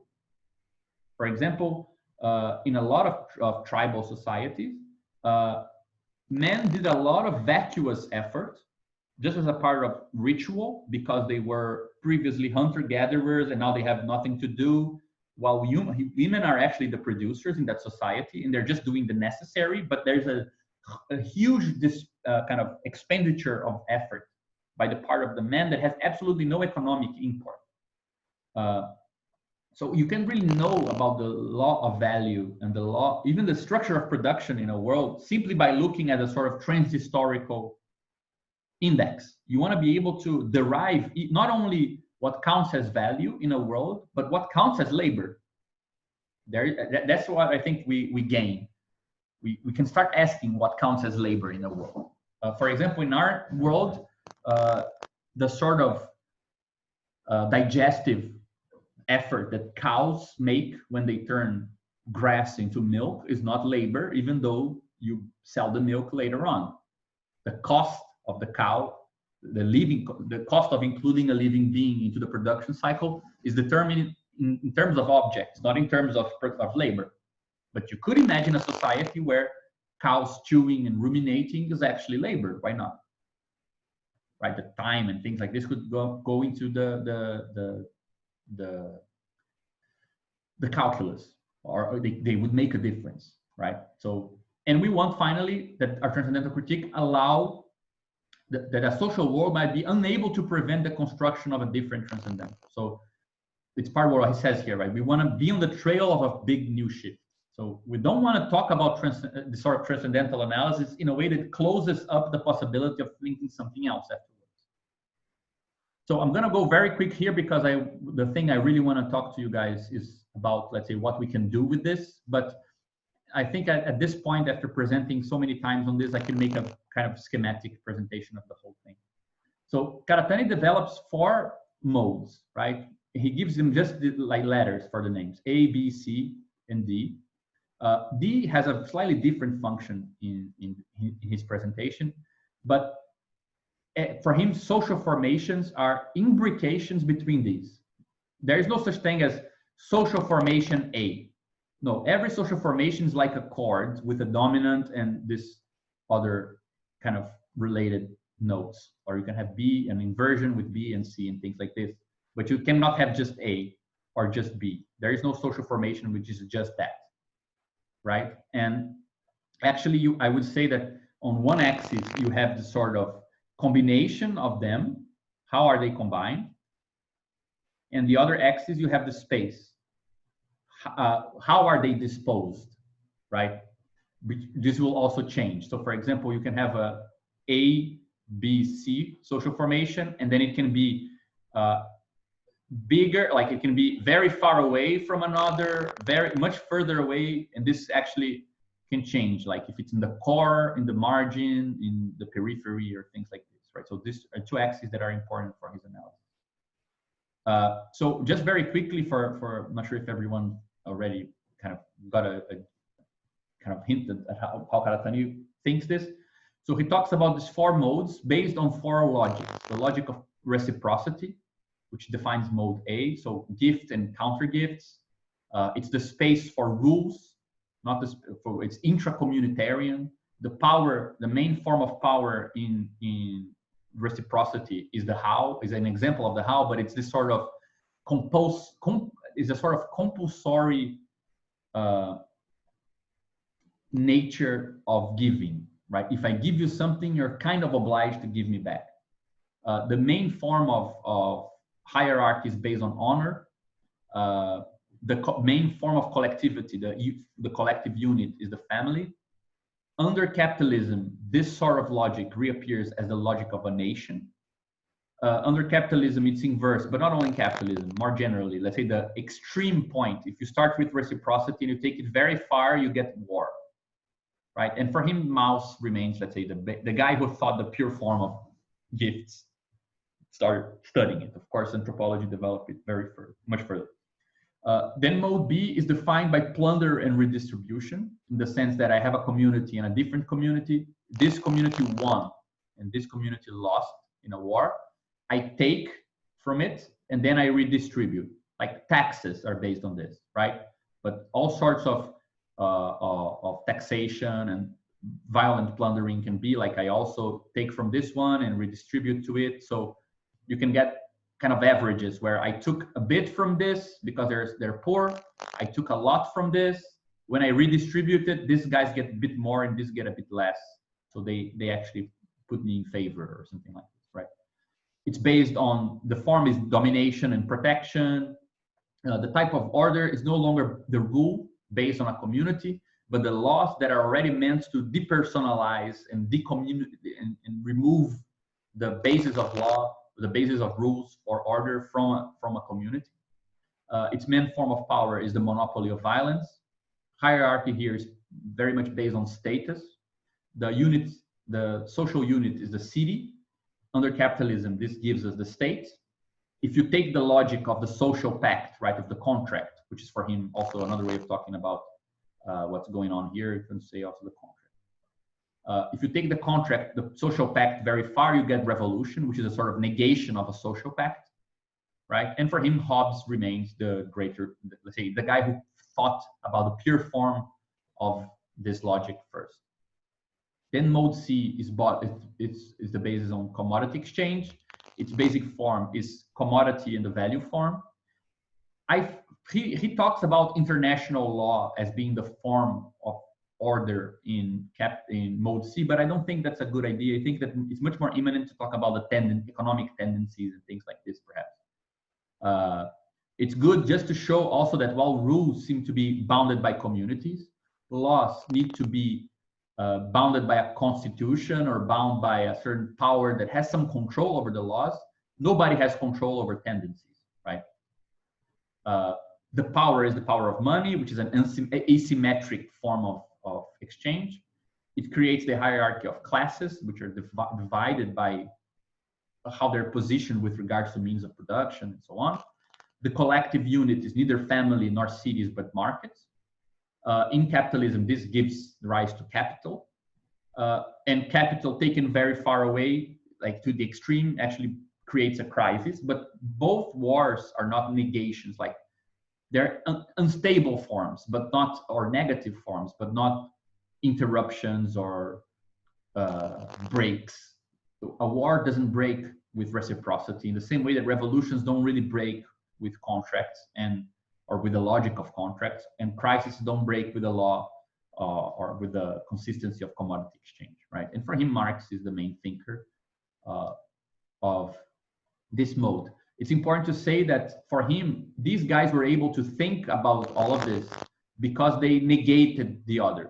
Like they tried to abstract from other modes and only look at the internal logic of one of them, which also makes them not that good analysts of reality, because if reality is like you have the three modes like this, right? When you abstract from both of them and only think C, you do think the logic of it very well, but you look at reality and things are much messier and they seem like you're not very good at it, or it seems like you're missing out on something. But it's, let's say, an abstraction that is necessary to be able to arrive at the autonomous logic. And the thing is that even though the social logic looks like a mess, like as if these things are just going crazy here, once you abstract it from each one of them, like this, and you try to think about their interaction, you get a model that is much similar to this, much better than if you're just stuck with the surface, right? I tried to find in that Robert Rosen book I love a very nice definition of complexity based on this. The idea that complex systems are systems where not all models are simulatable. So you want to model something that in order to model this system, you're obliged of taking a subsystem 1, and this part is simulatable. You can take a subsystem 2, and this part is simulatable, and this part might be as well, but this one is not. Right? So you can get partial views that consist, but the total view seems inconsistent, right? Anyway, so mode D, which is the one that I think we'll see it's the most problematic one, it's based on the mutuality of freedom. So treating people as ends in themselves and never treat anyone else as a means.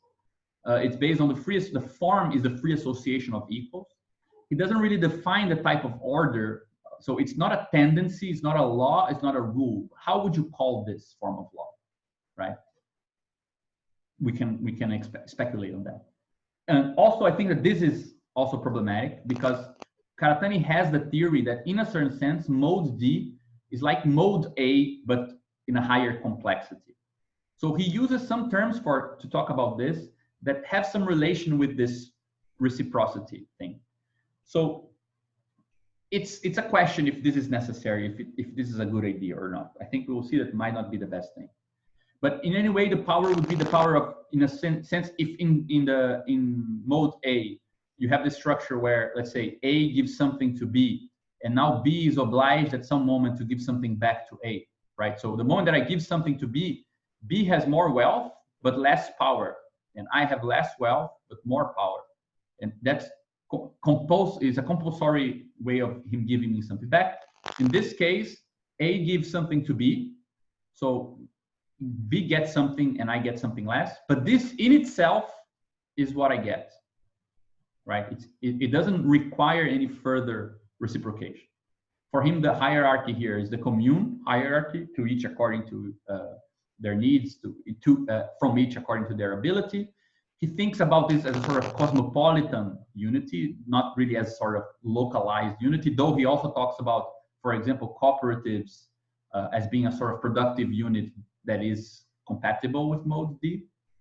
He talks about Kant's world republic as a sort of the thing that which is possible now, seen from within capitalism, though it's not a capitalist thing, so this wouldn't really apply.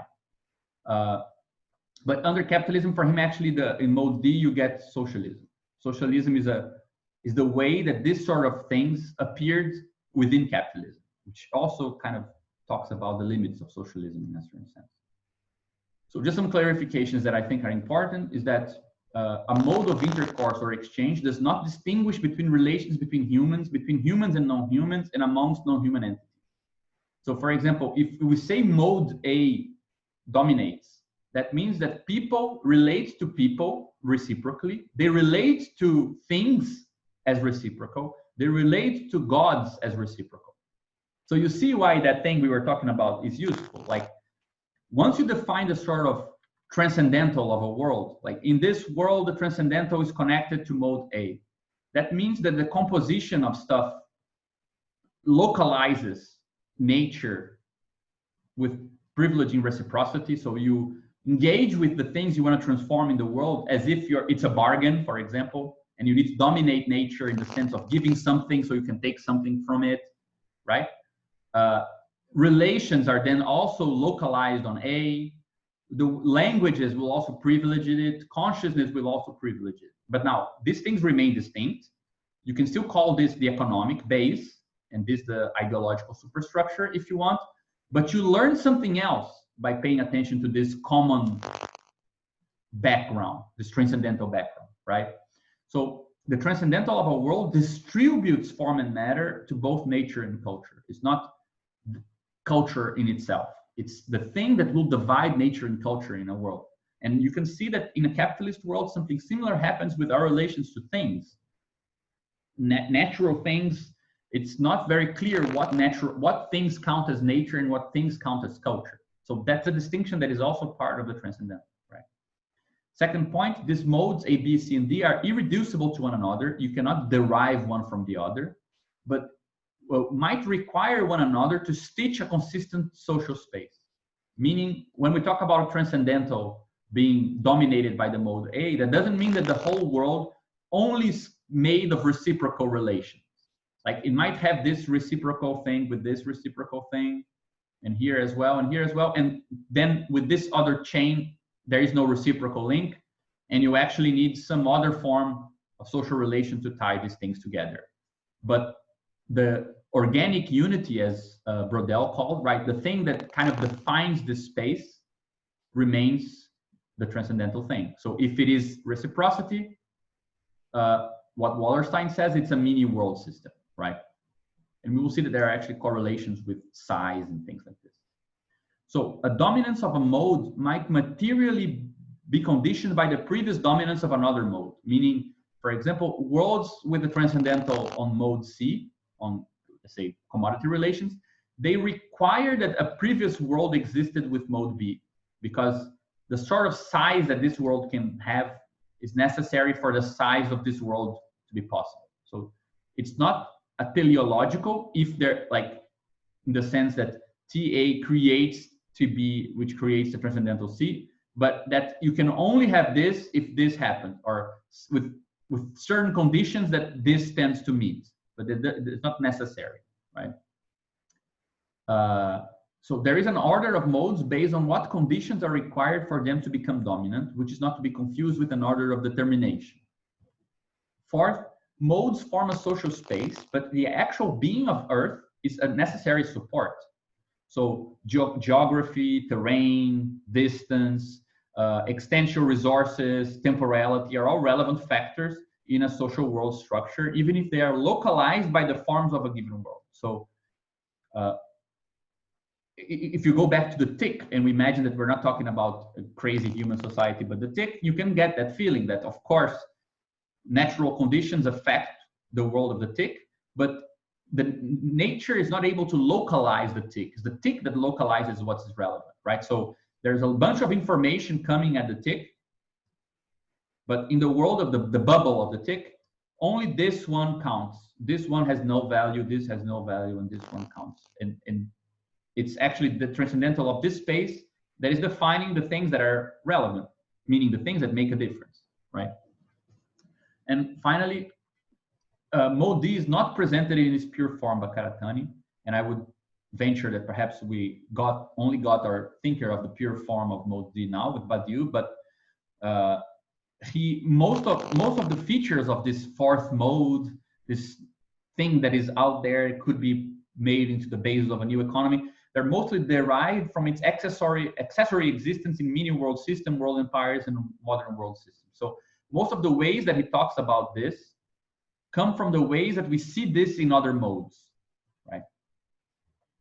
Now, one thing that I like very much that happened while we were talking about this in the Karatani study group is that there were a couple of texts, mostly these two texts here, that give a very nice picture of the history of social formations in the Holocene that privilege the sort of thing that I think kind of could be called a transcendental horizon of a world in terms of their complexity. So, for example, this text here talks about how you can kind of see a certain constant in the history of social formations. If you look at this quantitative analysis that they were able to produce of hundreds and hundreds of societies, that there is a certain, let's say, like if this is size in time, you can see that there is a certain kind of scale threshold that societies reach.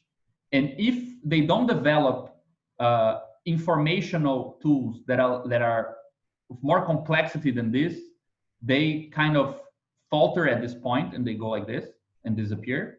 If they develop this, then they're able to scale up from this threshold, right? So there's a scale threshold and a sort of information threshold that only when one thing allows for the other. So only if you arrive at a certain scale, you develop those informational tools.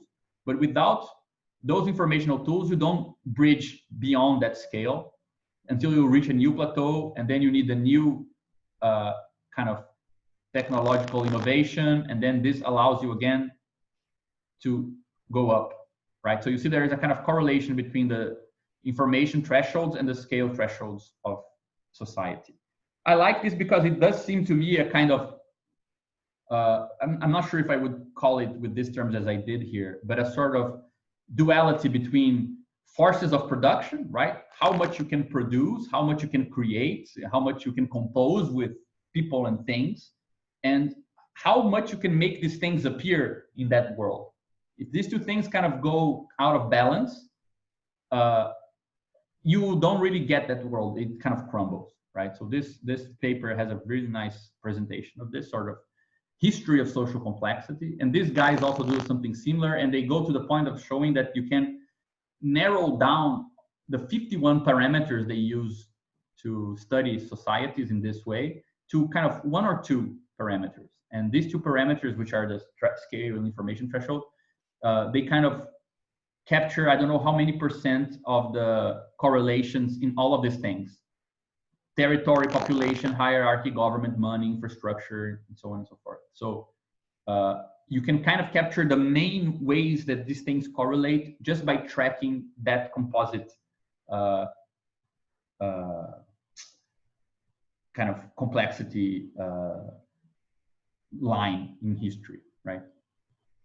So I'm going to go very quickly here with just so we can talk about the modes in more detail and talk about things that are open and that we don't know how to, we could use. But so here basically we have the history of the three big shifts that he calls the mini world systems, then world empires and modern world systems. I'm not going to go into how they are developed, but basically you have the things we already saw. But he says that in mini world systems, there is no mode B. The mode of the state is blocked. Mode C exists as commerce between federations, and mode D exists in the sort of inside the family in a way. So this is very basically how he talks about how social formations happened. We lived in hunter-gatherer nomadic bands. Climate change happened and we had to settle. This would lead to inequality because settlement means you can accumulate. But because the reason why we settled was contingent, not because we are settlers or anything like this, because the sedentary revolution was a passive one, the rituals of a nomadic society remained. And the rituals were based on reciprocity and gift giving because you couldn't carry stuff, so you would give them away. So reciprocity remained as a compulsory ritual, and this blocked inequality. So settlement had everything to lead to state societies. Everything pointed to the idea that if we settle and start accumulating wealth because we're not moving, we would lead to hierarchies in the state, but something blocked that. And his theory is that this was blocked because we adopted this sort of compulsory reciprocity, which was a kind of side effect of having been nomadic bands for so long. So the state was kind of implied but interdicted, right? And this led to clan society. And clan society is organized in this way. So you get, as I was saying, within the household, so within the family, you get a generalized gift or pooling, meaning people just gather their resources, but it doesn't mean you owe somebody because they gave you something. Within a settlement, so this is a house, this is a family, this is a family, this is a settlement. You get what he calls balanced reciprocity, which is what we call the classic one, right?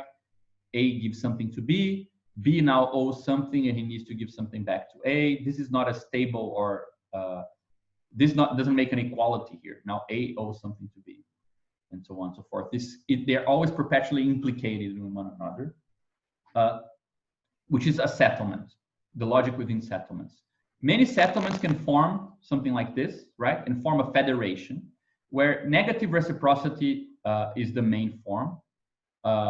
Negative reciprocity is, for example, rituals where the dominant aspect is very important of giving so much that the other is in debt to you, right? This can lead both to destruction of wealth and to a sort of back and forth. But anyway, it creates a stability within this sort of separate settlements. And outside, beyond the frontier of a federation, you can have commerce. For example, there was this thing called silent trade. It still exists, where, for example, we're here, we have some surplus wealth. I come and leave it here, and I leave back. Then you come, you stumble by it. Like, for example, people would leave it in places where they saw trails of foot. So they knew somebody would go there, but they don't want to meet the person. They don't know if they're nice or not. There is no social space to bind you with that person. So you leave some object there. The other person comes. If they like the object, they take it and leave some other object in the place. And I come later and take it for me. So it's actually a kind of a proto-commodity relation because owners never relate, only things relate. But it's a way of stitching together into your world something which is outside of it, right? So yeah, anyway, but this is also the limit. This is, let's say, the weak spot of the mini world system, because at this frontier, right, at the place where I interact with the other who is outside of my social space. So here's my federation, right, and I have, for example, a negative reciprocity relation with a different settlement, and we establish some stability here. Okay, but we have some negative reciprocity, like a war. that it's not really a ritual war to establish sociality, but it goes too far, to the point that they dominate me, or they put me in fear of being exterminated. Like it just goes too far. Or I just had commerce with them. I have no social relations, and one day they come in and they take over.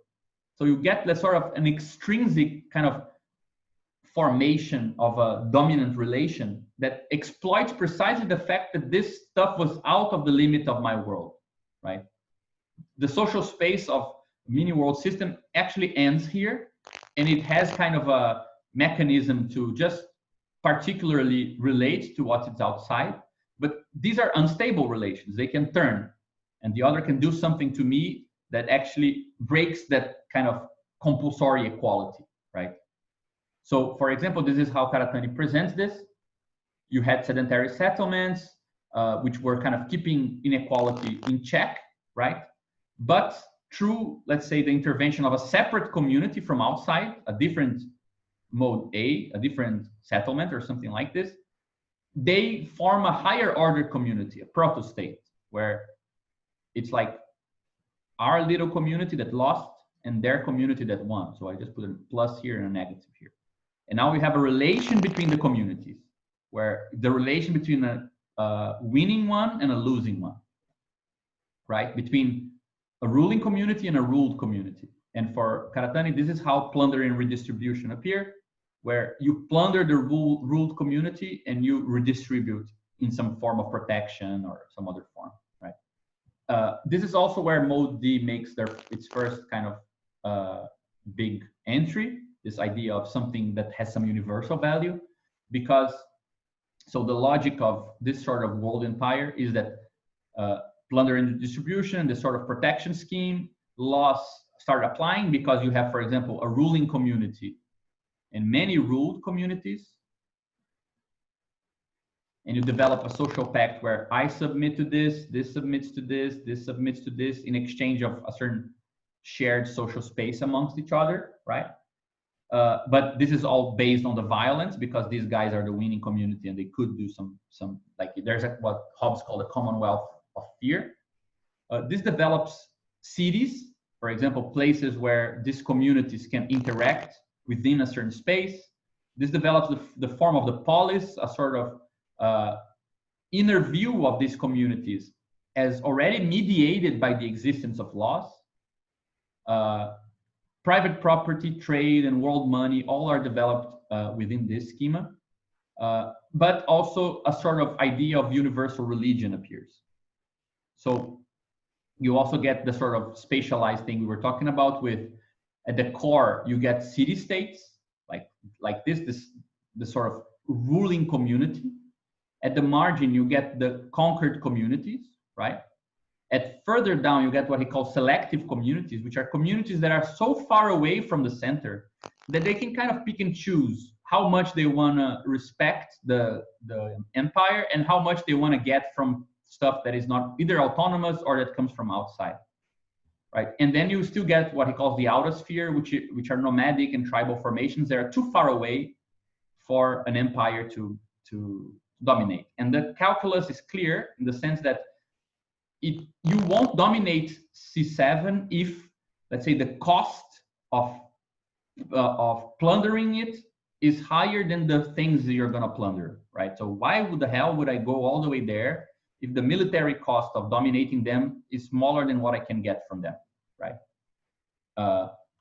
So you get a sort of spatial disposition, and you get what's really important here is that you get mode B. So plundering, it organizes the relation with all communities here. I plunder from them, and from them, like taxation from all of them, right? But sometimes they're too far away for this to be the whole thing that gives them some unity. So for example, religious ties can kind of make this more synthetic, more unified. Commercial relations allows for me to control people who are very far away. Like the power of the violence at the center can affect on the submargin is very, very removed, very remote. But for example, I can pay them money. So creating a class of wage workers is an important kind of resource that most big empires have to develop to cross that scale threshold we were talking about. So we can talk about wage work as a sort of informational technology that allows you to take a certain rule here and make it valid here, right? And take information from here and bring it back here. Without money as something which operates in a decentralized way, this would be impossible.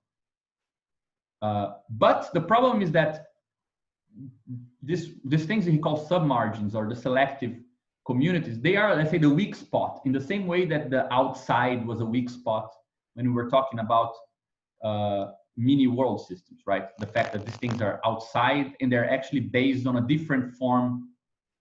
All of this is localized on reciprocity, but this is kind of, right? It's unstable. You get something similar here because the submargin is partially inside, but it's also a commercial center, for example. Like other communities pass through certain points here, and then commodities are sent to the center. So you start creating a different sort of nucleus that is removed from the political center of empires. And when empires crumble, usually this sort of semi-peripheral, submargin areas, they flourish and become the core of a world system. So for example, Europe was a submargin of an empire. And Britain was especially kind of marginal in this scenario. And it's interesting to see that places that were very, kind of Athens was like this as well. So places that are at a sort of submargin era, they are, again, kind of underdetermined by the basic kind of texture of that social space. And this allows them to kind of see if another form is not possible to appear, right? So it's a sort of site in an empire, it's spatially in the submargin. I'm not going to go into the very complicated theory of how feudalism and world empires crumbling lead to modern world systems, but just to kind of get the whole picture in the end, you get a new sort of division, right, between center, semi-periphery, and periphery. You get the thing which was, let's say, in the case of the world empire, right? You had a formation where the main mode was B, and C was very important, and communities were kind of tertiary. Mode C kind of exceeds, like mode B, empires really develop commerce and commercial technology and modes of production and everything are highly developed within empires, but beyond the limit of what empires can control. That's how they get to be dominant, and then states and nations adapt to this new form, right? So you get a new distinction between core, semi-periphery, and periphery, where now you don't have any sort of weak spot. Remember that in the case of mini world systems, things can be kind of far away and they're outside of, let's say, our social space, and they're kind of, no wonder that there's such an important place of alterity and the unknown, and in more reciprocal imaginary. In the world empire, the limit was a logistical one. If this guy's here too far away, and it takes too much to dominate them, it costs too much, we don't do it. But in the case of capitalist systems, it's not the core that goes towards the periphery. It's that once the periphery has been established as a nation state with its own internal market, it comes to the core. It comes to sell what it does. So you don't need to go there.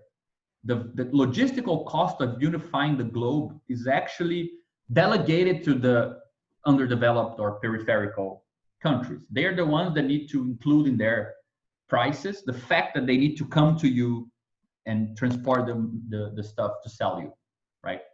So this integration actually has no bounds. And if you had something here, like in the moon, you could imagine actually including the moon into the system, and it wouldn't be that much of a problem. So you get so the appearance of this unconstrained tendencies to which sovereign countries now need to adapt. You get the power of money as, let's say, the main form of dominant power. You get the organization of classes, and classes becoming, let's say, crucial categories to understand how the social space is kind of segregated and separated. The unit that has most visibility are markets and not cities or families, right? Mode A reappears as the nation, mode B reappears as the state, and mode D reappears as socialism. A very simple idea to understand the distinction between these three terms, right? Nation, state, capital, would be to imagine that nations are, let's say, an inward-looking logic. They organize, let's say, the relation between people and their own interiority as a unit. State organizes the relation between these communities, and Karatani criticizes Marxist theory of the state for thinking that states are functioning of the interior, like states work for you, or states take their efficacy from their recognition by citizens. And he says, no, states are actually recognized by other states. So the logic of states is inter-community, it's not intra-community. And capital is, let's say, once you see, like, you stitch spaces like this, nations inside, states cover outside, and capital covers the whole area. Right, so you can see how these little slots here, they kind of add together to form the ground for this big thing, right? And you know, I don't want to spend too much time on this. I think these things we already talked about a bit, like how we can talk about. I'm just gonna skip to this nice slide here. So, for example, this is a slide that you can start talking about how different modes or different dimensions, like state, nation, capital, communities organized by mode A, contract spaces organized by mode B. All of this is at the function of mode C in capitalism. So imagine this is usury capital, right? And this is in the industrial capital. So usury capital, you can, for example, lend some money to some investor that buys means of production and labor power, right? We know from the very structure of labor power that the value of labor power is different from how it can be used. The value of labor power is determined by the number of commodities you need to buy to reproduce labor, right? But actually there is, at the level of the family, for example, unpaid work, invisible work, or inexistent work, why not? That goes into turning these commodities into consumption. So there is something happening in this household obscurity that actually makes it possible for this value to be stabilized, right? At the same time, for example, you can have some productivity level allowing you to extract more value than what the labor costs, right, to buy. In the production, you create a new commodity. Perhaps you cannot sell it in your own, you cannot sell it back to the workers, for example, which is more and more common. Some merchant capital can take it somewhere else and sell it for more money somewhere else, right? This pays back the investor, which pays back. And in this way, you kind of moved from one system of equivalent value to another system, right? Here, you have some equality of value here as well, and you exploited the difference, right? And with this way, you realize the difference you produce here and so on. So we could go into showing how you can imagine kind of a tapestry of communities, families, households, states, contract spaces, kind of property spaces, all of this kind of giving you the subatomic structure of the circulation of capital and the process of valorization, right? But I'm gonna leave it at that. This is how he thinks about. This is, let's say, the best picture I could get for what Karatani thinks a world republic would look like. Very quickly, and just very quickly go over it. He thinks mode C should be restricted to be the interiority of communities. So we would have communities they have local currencies that operate only inside of them. We get mode A of balanced reciprocity, organizing federations, and we get mode D as a higher order relation between federations in what he calls a world republic. So kind of Karatani's wage is that we should localize, like we should further situate currencies so that they are not global means of coordination, in which in mode D would be a more universal way and so on. But we don't need to go into this that much. So this leads us finally to the last part, which I don't have that much. I just wanted to actually do have, but I wanted to talk to you guys about the first attempt I did at trying to bring these two things together. So my first effort, which was painstakingly tried in front of a bunch of people who didn't ask for it in the Karatani study group, was to think about, okay, our approach with Badiou has to do with a sort of, I mean, looking at doing a transcendental analysis of our world for Badiou has to do with a sort of correlation between the ways you can partition that space, right? The ways that you can take a certain world and meaningfully distinguish parts in it, right? And define which, let's say, which sort of coverings make sense and which coverings are incapable of kind of being connected or kind of composed with each other. Once you find the appropriate network, right, you've done two things simultaneously. Like one of them is more on the topological side of doing this sort of construction, but you're also kind of, by understanding that space, you're also understanding the logic of it, right? So this double relation of looking at the logic, looking at how it partitions the stuff, but also understanding that from that kind of subsets of space, you can also kind of gather information about how the thing is constructed. I try to think about, at first with the reciprocal, with mode A, of something like a more immanent way to talk about these things for social world. So the first thing is just to remember that reciprocal logic, right, has some sort of symmetry relations. So person one gives a gift to person two. That means that they consider the use rights of an object, but not the property rights, right? So imagine that here we have two families or two households. There is some object here. I send the object here, right? So the object is here. But once the object is here, like the possession of the object is still mine. So you're still tied to me, right? So no wonder there's a certain debt. Now you need to give some other thing and give it to me. But you also keep the property right from it. So it kind of stitches the two sides together, right? Every time I give you something, something remains. And then you need to give me something and something remains. So what I started realizing is that we can actually talk about this logic of reciprocity very directly in terms of how it divides the space, right? Karatani divides like general reciprocity, balanced reciprocity, and negative reciprocity.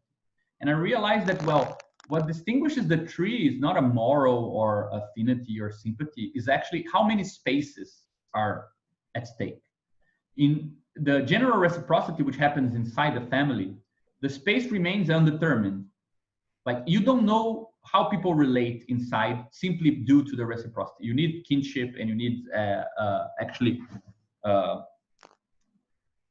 of nature begets the form there, right? So hereditary connections, family connections, generations are kind of organizing what happens inside because reciprocity itself is not. But between households, when you exchange reciprocally, they start constituting as a unity. So here you don't structure space. Here you structure one space. They become an interior, right? And negative reciprocity is not a matter of hating, not liking, or you don't need any moral description. It's simply the matter of once you have some space and you relate to a space as distinct. So they count as two spaces and not as one space. So this led me to think, okay, I can actually define this inversely, right? I can define the characteristics of general reciprocity, balanced reciprocity, and negative reciprocity from the number of spaces that reciprocity is dividing or connecting in a certain sense, right? And that outside we were talking about, it's when it's not really connecting two spaces, right? One thing is for me to divide a line and say 1 and 2. Another thing is for me to divide a line and I can only name what's inside and I don't know what's outside. Like it's not commensurate, right? So I started talking about the spatial approach to it. And I started thinking, let me see if this is the, yeah, sorry, this is poorly divided. So I started thinking, okay, can we use this and derive some properties from this sort of inverse presentation where the quality of the relations, right, is derived from how they organize the space and organize people and organize relations. And I try to do this with imagining a sort of geometric derivation of how, not geometric, but anyway, like what, how dominance would work, right? Imagine here, we have a settlement, we have a different settlement. This is, let's say, the settlement that won the war. This is the settlement that lost. A plus now dominates A minus, right? But the fact is that each one of them was actually organized by reciprocal relations. So I started trying to think, imagine that the space that from the world of this settlement, it has a zero value, right? A household. Then it has this sort of a sort of partition of the space where things that are relating reciprocally at this distance, right? They count as one, like they're included as part of my settlement. Now, if they are beyond this frontier, they count as a second space, right? They are outside. And I thought of, well, how about we think of the birth of the sort of basic sovereign structure? Just imagining the sort of asymmetric superposition of these two logics, right? So my outside, what counts for me as the division between two spaces, counts for the other as just one space. So what is for me an outside is for the other their inside, right? So the kind of paradox of an outside that is the inside, which is what we call sovereignty, right? The sovereign is one person, which is within the law, but they also create the law. They abide the law and they don't. They're kind of in an exceptional position, right? You could kind of derive that idea simply by imagining a sort of two kind of double strata of, you know, here is kind of what counts as outside for me, and this is what counts as inside. And I imagine that some other community did the same. And like, what is now my outside here? They are there, like they are at home where I feel it's the foreign space, right? So it's an inside that is an outside at the same time. So I was trying to think, okay, can't we derive some properties of this new spaces being built one on top of the other, almost kind of as just a restitching of these relations, right? Which I think wasn't a very successful enterprise, because I think this is a very inconsistent way to do it, and it's more kind of flashy than useful in itself, though I think it points to an effort that is worth thinking about. Like, I try to do it in a more general way, just thinking about, for example, so mode A is you would have the sort of reciprocal relations between people, right? We can kind of derive the appearance of a sort of proto-consistency, or a sort of preparing the space for the relation between people to be mediated by a law, right? By a social pact, from the sort of triangulation, where you imagine this sort of two coverings. Suddenly, my outside is localized by your inside, right? You're the one that sees, like you're one other person and also the totality, right? You see the boundary from your inside, whereas from my inside, I only see the inside, right? Something like this. So that's how I try to imagine the passage from this to this, from reciprocal relations to the social contract, right? So the space of law being born out of the space of reciprocal relations. But then you get Karatani does a very nice kind of treatment of how to show the structure of the law being materialized in the relation between things, what he calls the social contracts of things, being born out of the space of the law. So in the same way that you can talk about the law as a sort of third point that is both inside and outside, right? You have like the sovereign who is king, but he's also a person, right? Or a community that is just another community, but is also the ruling community, this sort of exceptional sovereign paradox. You can imagine that things do this amongst each other. So a particular thing is not only a thing, but also the sovereign that represents all things, which is basically the structure of money, right? So imagine this triangulation between people where I relate to you as an equal, but you're not only an equal, but also the standpoint from which the whole operation is governed, right?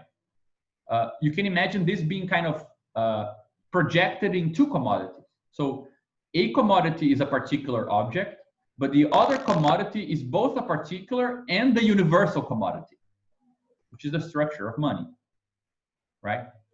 So I attempted some crazy things at thinking, okay, I could even kind of do some arithmetic with it, where didn't I kind of join, right, the 2 and the 1 here, it becomes a 3, and then this becomes a 1, and things like this, and see if this could mean something. But I think it's kind of crappy. It doesn't really correlate with anything interesting. But the idea here with this kind of economic or properly exchanged structure is that one term only defines its interior, and the other, it's asymmetric, right? This other term stands for itself and the totality, right? Itself and the possibility of moving cross borders, and this term stands only for itself. That's why I added 1 + 2. Plus, they don't relate their property owners, right? So it doesn't really divide, doesn't really connect the people, only connects the things.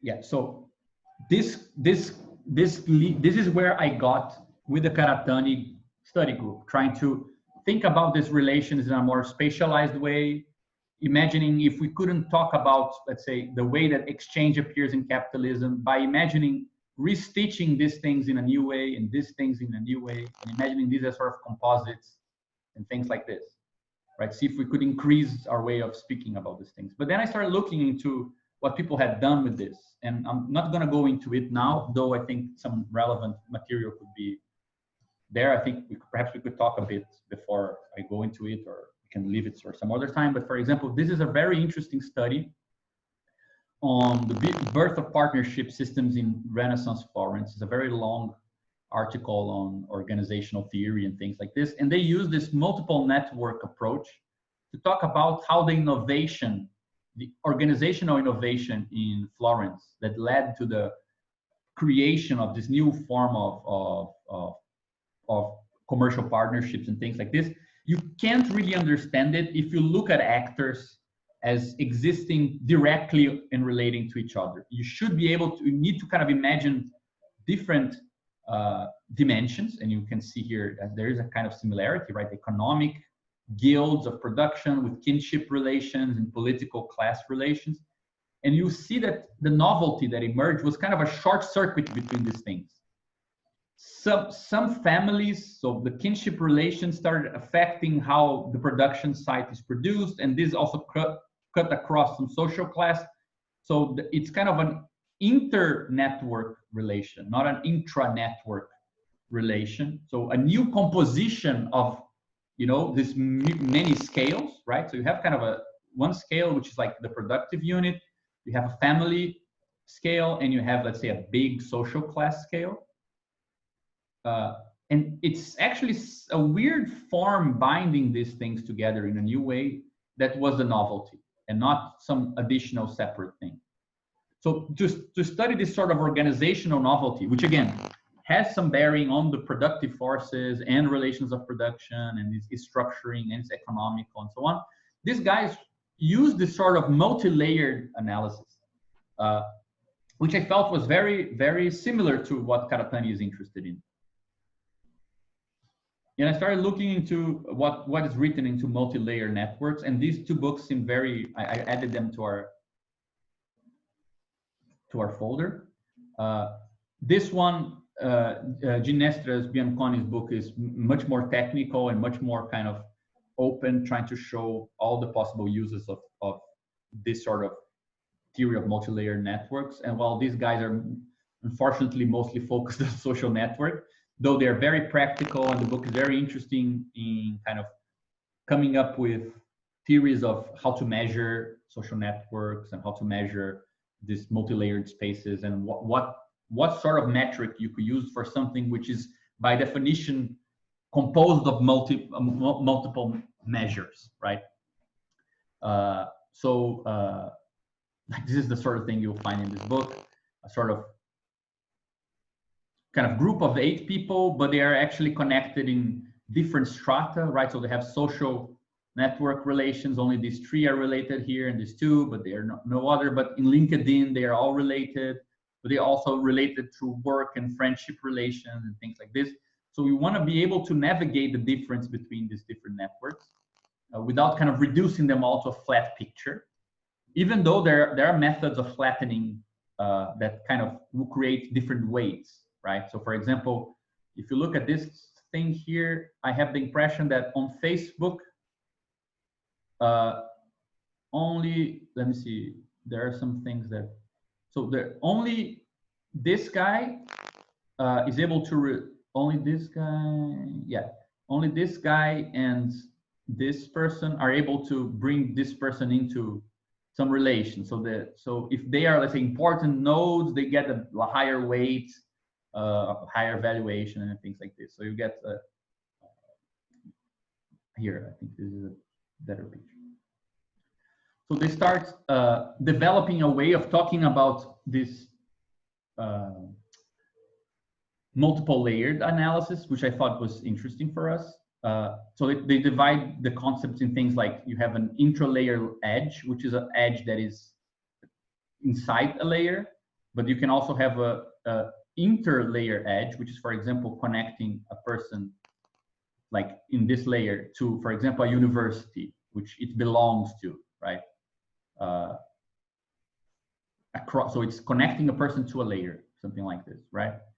You can have an identity edge, which is just connecting a person to themselves, even though they're appearing in a different layer, right? And you have a node, which is just the person inside the same layer. That you can see that they treat both layers where actors are individuals and layers where actors can be the collection of individuals. And they actually, in Ginestra's book, she actually goes into analysis of financial markets where actors and, let's say, nodes are not necessarily people, they can be things as well, or commodities and things like this. And they show that there is a very kind of natural way to to talk about this sort of kind of graph representation, just with the sort of matrices of, you know, who is connected to who. Is Cici connected to Mark? Yes. Connected to Matt, and you can have all of them, and then there are interesting ways of connecting these matrices and producing this general analysis out of them. One thing that I added here that I also found useful is that they talk about whereas multiplex networks emphasize different types of relations within a set of nodes, a different way of extending single layer networks is to consider multiple types of actors inside the same network. Where in social network analysis, since its origin, where basic components of a network are called atoms, are composed of different types of individuals, for example, social atoms, and individuals and resources, specifically books, which are called cultural atoms. So you can actually have, let's say, a way of talking about this stuff where they actually go into a bit more detail in a different part. I didn't copy it here, but where, for example, you can actually define, let's say, for a certain layer, what counts as the atom of that layer, which I thought was a nice way of imagining this. So, for example, you have a person and an object. In the layer, for example, defined by reciprocal relations, which tends to personify everything, persons are kind of, let's say, localizing their objects. I can put objects as things like this. So people are the atoms, for example, and these things are being thought in terms of them. Whereas in the same objects, now you're taking them to the market to sell. So exchange, right, or commodity exchange. Suddenly, people are localized by atoms. So by the atoms are actually the commodities, right? They are the ones that actually give you the general network structure. So there is a nice similar process where you ask a question about what functions as an atom for that, and that concerns, let's say, what nodes are relevant in the sense that they give you the sort of network, make the network intelligible. Which are pretty much things that Badiou is himself considering when he talks about atoms. So, for example, when you're talking about reference and influence, you might not want to look at authors. You might want to look at author quotes in books. So that you get the cultural atom, for example, a book, and you realize this book was referred in this book, which was referred in this book, which referred in this. Whereas socially, for example, in a matter of status or something like this, the fact that the author of the book is this guy might be more relevant than the book. And the fact that he has power over this guy and power over this guy, right? So you shift perspective, because the social atom here, which will give you the relevant nodes and what makes the network intelligible, is not necessarily the same thing as what I call the cultural atom here, right? Which gives you the books and that kind of spells out the network of influence that you're interested in. So you have the intra network edges, you have the inter edges as well, right? Here in the case is a property relation. And then you get to kind of spell out this logic. I tried a sort of funny example here. I don't think it works, but you can imagine something like this, for example. Here a contract, right? Property relations, mode B. This is mode A with reciprocity. This is mode C. And you can have, for example, a family. This person here has somebody who depends on them, right? But this is not going into the property like there is no property relation. And in fact, if this is a child, there's not even, like, for example, if like a small baby is not really registered, it doesn't even register here as a relevant existent, right? So you have, for example, in the capitalist, he buys labor power, which means in the contract sense that there is a contract which binds the capitalist to this worker, right? And he buys means of production, which means that there is a property contract that binds the capitalist to this thing that he bought, right? I'm not really adding here the person he bought it from. These things, for example, are both included. I mean, I think we would need actually a layer of production here, but anyway, I didn't do that. They give rise to a new commodity, which is then bought by this guy. So there is a property contract binding this object, which exists legally, right? In the same way that this object existed legally as well, but binding this legal object to the new owner, and it's a contract of alienation with the guy who previously owned it simply because he owned the previous two things, right? The property rights were kind of derived from the production, from owning the means of production, right? But nothing prevents that the person who produced this object, this new object, had some relation to it. For example, a relation of zeal that labor many times requires, that you pay attention to what you're doing, you negotiate with the object of production, things like this. So you get a kind of multi-layered analysis of like how these things are all related, even though it's clear that the value of this and the value of these things are actually, let's say, defined by the dominance of this, right? So the difference here is that, I mean, it's interesting to add layers to this analysis because that this dominance exists of C over B and A is relevant. And you don't want to flatten everything to an image of this as a pure thing. Because sometimes the only way you can understand some relations here is by moving to a different layer and realizing that there is a connection there where there's a connection missing here, for example. So for example, in this case here, you can have a situation where this property contract, this labor contract between this and this is only possible because, for example, this is a woman working for free at home to pay for this guy's, to make it possible for this guy to accept this contract. Right, so it's interesting sometimes to go to different layers and realize that they are there, even though they are not necessarily the determining factor. They're not objectivating the world. They're not giving phenomena their form. They're acquiring their form because of the phenomenal form of the world, right? So this is, like, we already talked about this in the beginning, but I think this is like the crucial part, right? Imagine, it's almost like the transcendental of a world assigns a sort of limit to what counts as, let's say, that which participates in the information of a world, and what's below that, that is just formed, but it's not, let's say, it doesn't beget form. It doesn't define the differences. It's defined by the differences. As I was, like the simple example I gave of, imagine you have a bunch of stuff, and let's say the proper covering of the world is always taking them 2 by 2. That doesn't mean you cannot see that there's 2 things inside, but the form is the 2-ness, right? And this singleton here, this unitary covering, it doesn't really allow you to, it doesn't guarantee compatibility, and it's rather localized by the 2. So let's say if the form is 2, we say that it is composed of 1s, right? But we'll never say that there are stuff called 1s. We'll say that the 1s are part of the 2, and 2 is the whole, and the 1 is not a whole. It's always a component. So it's always, let's say, the matter of the 2, right? It makes the 2, but it doesn't have that level of self-sustaining existence on its own.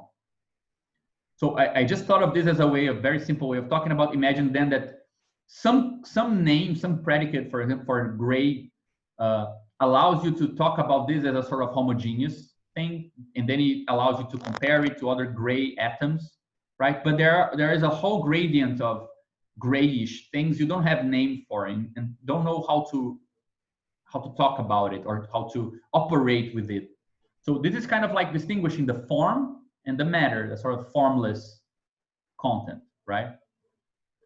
So one way I thought of using this is like this. You see that, for example, we can imagine that this is some object, right? Some matter in a world, for example, in a factory. This object is recomposed, so it comes from the world, right? As in the chapter on the process of production in Capital, Marx talks about this very obvious but crazy fact that, well, the laborer comes from nature, the matter you're going to work on comes from nature, the work tools you have are coming from nature. It's kind of, you're applying it to itself. Everything is kind of coming from these commons in a way, right? So you can imagine that this object is recomposed to acquire a certain form, and kind of this common matter gets some form due to labor, but the form that it gets, so the recomposition of the object, is given in accordance to what an employer wants. So labor doesn't inform this object in the way that it does. It does in accordance to property relations. Well, the labor was bought by the capitalist, so I will transform the matter in accordance to property relations. They give the form, they define the composition, right? They localize what I'm gonna do. It's from their perspective that you get the logic or the intelligibility of what I did.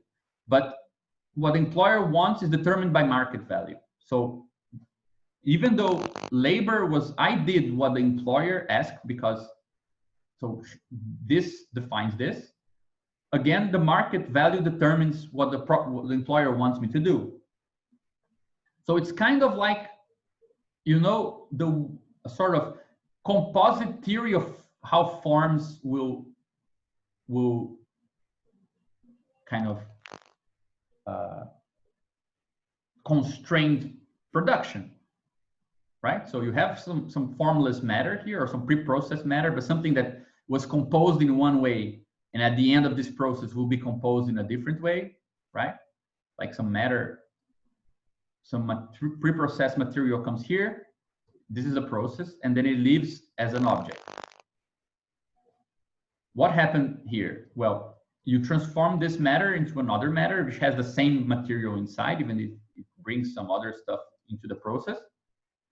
Nothing is created out of nothing, so it's reorganized, but it's reorganized in accordance to this sorry,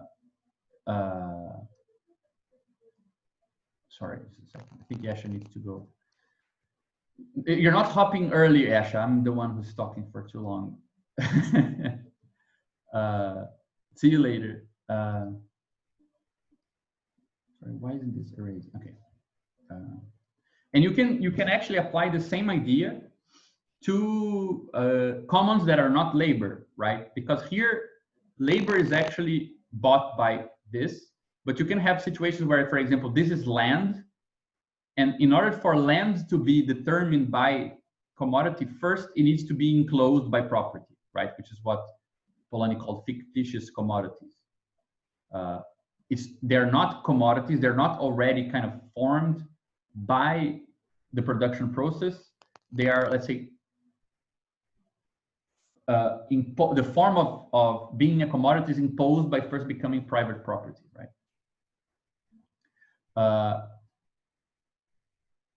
So yeah, and this is a theory of composition, right? In Badiou's terms. It allows us to talk about how, let's say, a certain commodity appears, but not in the sense of its relations to other commodities in circulation, but in terms of production, as a sort of stratified theory of how one layer is reorganized in accordance with the constraints of another, right? Commodity form is constraining property relations, which is constraining labor, which is constraining matter. So this is a good reason why having a theory of general constraints, right, the theory of organization, suddenly allows you to talk about, let's say, the continuity between this and to distinguish these different levels, not because they're qualitatively distinct, but because, let's say, the dominance of one thing over the other is defined by the transcendental of the world. And then on top of this, you can have a theory of relations, right? So given that this is how an object is produced, which an object in a capitalist world is called a commodity, given that a commodity is produced in this way, this already constrains what needs to exist for a relation to exist between commodities, right? And I mean, just reproducing here Badiou's idea that a relation is said to exist if you can come up with an object that occupies this unique position of exposing, right, being an exponent for the relation, which it seems to me that it would be a very nice way of integrating a sort of theory of production with a theory of circulation and connecting commodity production here with money as a sort of the universal not equivalent, but expositor of relations, right? Yeah, in such a way that it also forgets something from the upper arrows, right? The arrows pointing up. Yeah, but the arrows pointing up, they are the forgetting themselves, right? I mean, this is just to say, let's say, so commodity, if in a transcendental based on mode C, it means that it's the guarantee that this will function that is constraining what can take form of the multiple, right? What property relations will function, which will be buying and selling labor power, buying and having property of the in the production, which is constraining how labor is operating, which is constraining matter, right? Each constraint of this is a decision on what counts and what not counts, what doesn't count, right? Yeah. So for example, there is a forgetting process here, right? It's a constant process of separating what counts as form and information and what counts as formless. So for example, as we were talking about, at the level of labor, that you are transforming this stuff and putting it into this form, right? Reconfiguring something so that it acquires a certain form. There is a property relation here determining this. This will make the labor forget some things or not care for some things and care for others, be all concerned with effectivity and perhaps not with, you know, other things. But it gives, I mean, I feel like this is properly treated by atomic logic, and this is treated by worldly logic. And the fact that Badiou has a theory of how one thing constrains the other, I mean, the whole debate we were seeing today that Ian was having about, I can measure abstract labor directly here. Like, I mean, we can even talk about abstract labor in give it a term. Like, it's called abstract because it's localized by the commodity form and not localized by itself or from the common part, right? Yeah. I really like this scheme. It's nice, like on top of Badiou's, because now we're adding a little extra informational transfer within the atomic logic, right? Because now the movement of the commodity in exchange, or sorry, the exchange relation can, like you said, pass down a constraint back into the object, which Badiou doesn't have that idea, right? Yeah, I don't think he goes. I mean, I don't think he prevents you from thinking this, but I mean, it also, this is not to say that this is constraint. Like, it's not this relation with this commodity that is constraining this, right? Everything in the factory is already, let's say, kind of defined by this, right?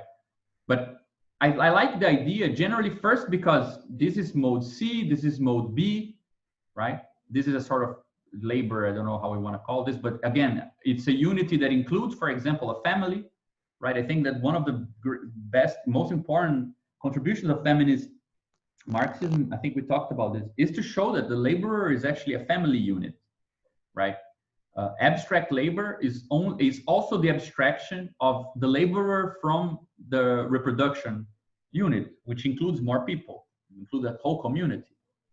Right? Yeah, in that sense, labor power is itself like an organization. Exactly. Right? Organizational form. Exactly. It is an organization. I think that's the point. So and I think that, I mean, we get here to the classic Badiou point, which is you can imagine that, okay, if you have a sort of distinction between form and matter given by a certain transcendental, right? Imagine this like this at first.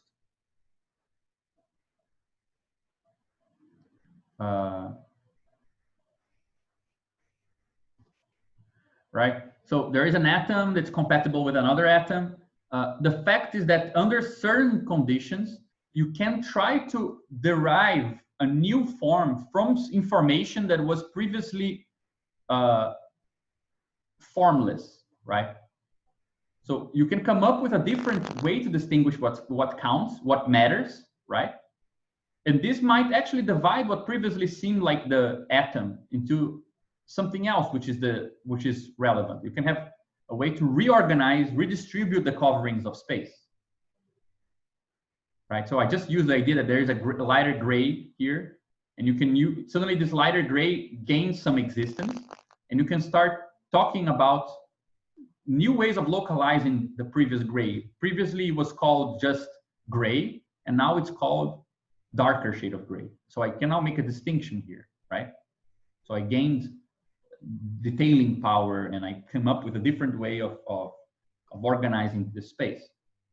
So in a certain sense, I think that what Karatani proposes is that, well, there is this social matter, right, with these commons, which are classically talked about the commons of land, the common of labor, meaning things that are not the product of commodity production, right? And the commons of money itself. And you need to apply to them something, some form that is not their own, to make them into commodities, right? This is actually mode B helping out because it's the property form. The property is helping these things to become commodities because they are not themselves the products of labor, right? And the point is that, well, you could ask if there isn't information here, if there isn't structure here that could organize a different way of localizing these things, right? The only last point I wanted to make about this, all of this crazy stuff, before we talk a bit more about it, is that I think that there is a problem with the way Karatani presents this mode D, because he thinks of it in terms of ethics. Like Kant is the guy who gives us the general theory of it and so on. And basically, he leaves the mode D as an idea of giving without asking for anything in return. And the idea is kind of like you give something and the very act of giving is your reward, right? But the problem is that I think psychoanalysis has helped with this, with showing that you can do this and get a kind of secondary benefit from the loss, right? So it might not be unreciprocal. Like there is an essential ambiguity at the heart of ethics where you can do good for, you can be impersonal for personal reasons, right? You can sacrifice yourself for the pleasure in sacrificing. So this is not what Kant called a disinterest interest. It's actually a very interested and private interest that takes the form of unreciprocal giving. So I thought we could distinguish like mode D as ethics, which I think also is very kind of subject-centered. It's hard to kind of give the leap from a sort of Kantian ethics to a more economical, worldly view, right? But to distinguish it from mode D as a sort of participation, where I imagine it in slightly different terms, though it's very similar, but I think it's pretty much the distinction between Lacan and Badiou, which is if here I can lose something to this person, but this loss itself is something that I enjoy. Here you can imagine something where I give something to the other, but what I get is, let's say, the relation itself is materialized. So I thought of this in terms of, for example, me plus the other is smaller or is different from me related to the other through this exchange. So I can enjoy this excess, right? So I do something with the other, and it's not that I get back the pleasure of having done it or the moral satisfaction, but the actual objective sense that this set is distinct from, right, me plus the other. So you can actually Can you make it more explicit, the difference between the Lacanian version and the Badiouian version here? Yeah, I mean, the point is that, for example, Lacan always talked about this kind of problem with the Kantian ethics, saying, yeah, it's all fine. Yeah, like talk Lacan about, with Sartre. Yeah. Yeah, the sacrifice and the idea that you're concerned with the moral maxim and not with your private pathological interests. But he shows that there is a pathological attachment to the universal. Like the very emptying out of your private qualities is itself a way of enjoying yourself. Okay. He says this doesn't settle it. Like the ethical problem cannot be solved in this way. Like you can actually take pathological interest in giving up your pathological interest, which is what psychoanalysis deals with all the time. Can this be squared with the idea that, for instance, if let us say revolutionary class is the one that doesn't have any properties in, so to speak, the Marxian sense, and as we see some people like rehashing Lacanian tropes, in order to make sense of that. Like, doesn't this, in a sense, defeats the idea that, you know, the lack of properties is itself the mark of, I don't know, a politically relevant class or something like that? Yeah, I Because think there's some enjoyment in this, you know, dispossession. yeah, I think that the Lacanian critique is, and I think that the critique is very good. The Lacanian solution is not so good. Is to say this possession can be a possession, like it can be an identity. Not have an identity can be an identity, right? So that's not enough not to have an identity or to be beyond the communal norm. Like there can perfectly be the language game of a community where the identity is to be unidentified. Like that's how you are identified. So ontological anonymity or some sort of actual breaking with a property sense, you need more than this, and I think this is how Badiou solves it. Like we see, like with Sartre, I don't know, the positivation of anomy, something like this. Yeah, exactly. Anomy is good because this is revolutionary. I'm having trouble articulating why this is kind of problematic for me, but it is. I have just this gut feeling. Yeah, I have a hint on this. Like, I think that the problem is that ethics, it has built into it, in my opinion. I think Dennis was present. We were talking about this in the Karatani meeting. Like, ethics has as a sort of what it's meant to do. It's meant to connect the global with the local. Like, act in such a way so that something is consistent at this level.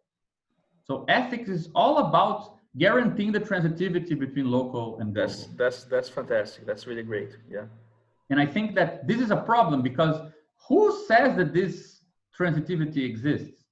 Yeah. I mean, this is the whole theodicy problem. Like, what if acting good on a local scale doesn't guarantee that the world is not going to shit on a global scale? Yeah. It's a classic theological problem. And I think that ethics guarantees that you feel like you did good, but it doesn't guarantee that effects are good. So what I think that is interesting in this different approach is to, which I think participation makes a nice way, is to say, rather than worry about the identity of you, where I lost my identity in favor of the other, and then Lacan says, yeah, but this can be your identity, motherfucker. Like, you can be this kind of voluntary militant who's always sacrificing for others, but you're always doing it from your perspective all the time. Yeah, which is kind of a figure of the beautiful soul still. Yeah, it can be like the most wrenched beautiful, so you're suffering or giving up on everything, but you're taking the fact that you know where you are for granted. That's still a commitment to yourself, let's say. Whereas what Badiou says is that I don't really care about your identity with regards to the other. The point is that everyone kind of gives up on something. I mean, you can even stick with it, but like, you change the perspective of this to the perspective of this, and this loses the identity, right? So the organization has, let's say, epistemological precedence over the organized. Like, if the organized people can have identities, but they still are in an organization that doesn't. So, for example, here the idea is kind of ontological, right? I negate myself in praise of the other, and this actually gives me an identity.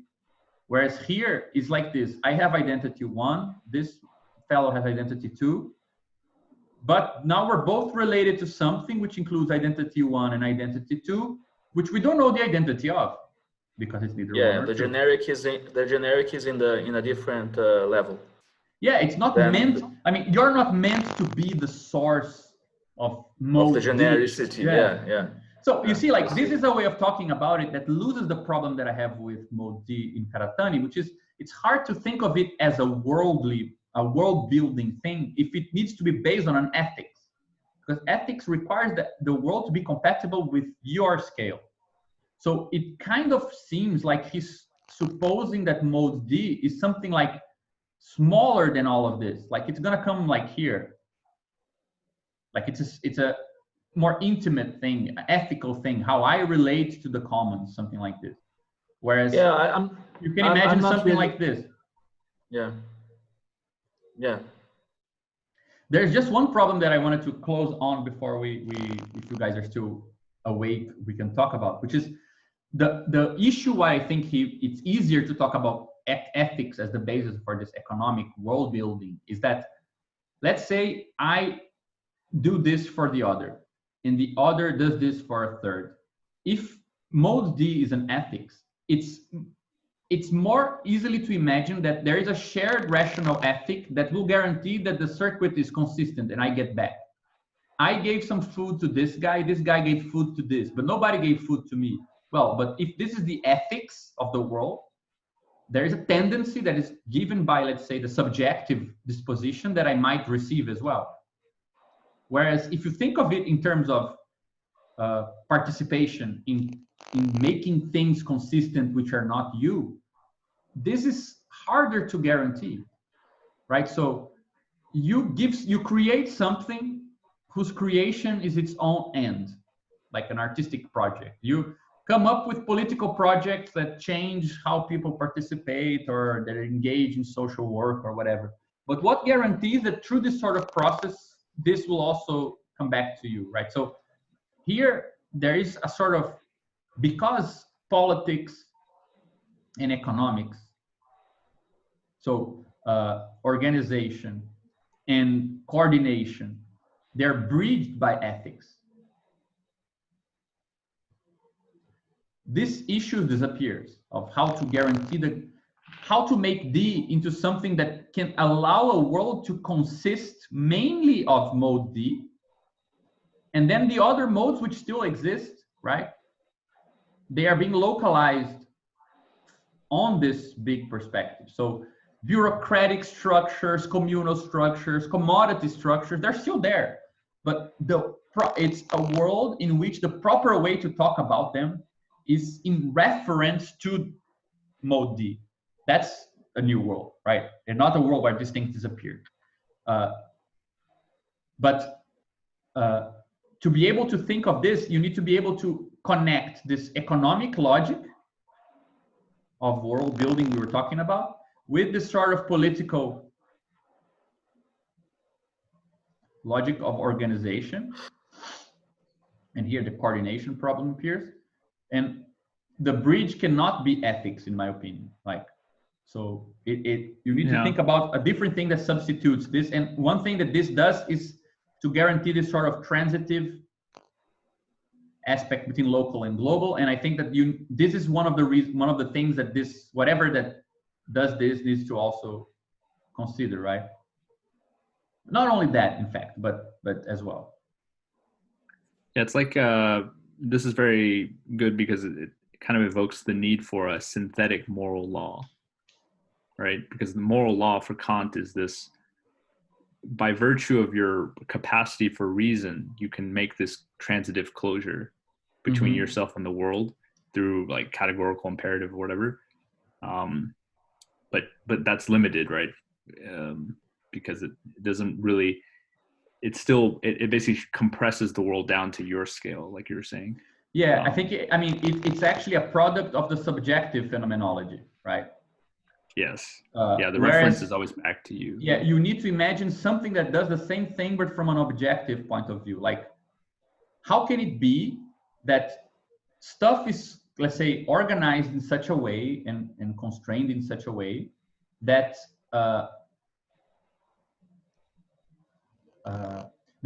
let's say, things are organized in such a way that composing them, right, they are engaged in some kind of network of relations and so on, that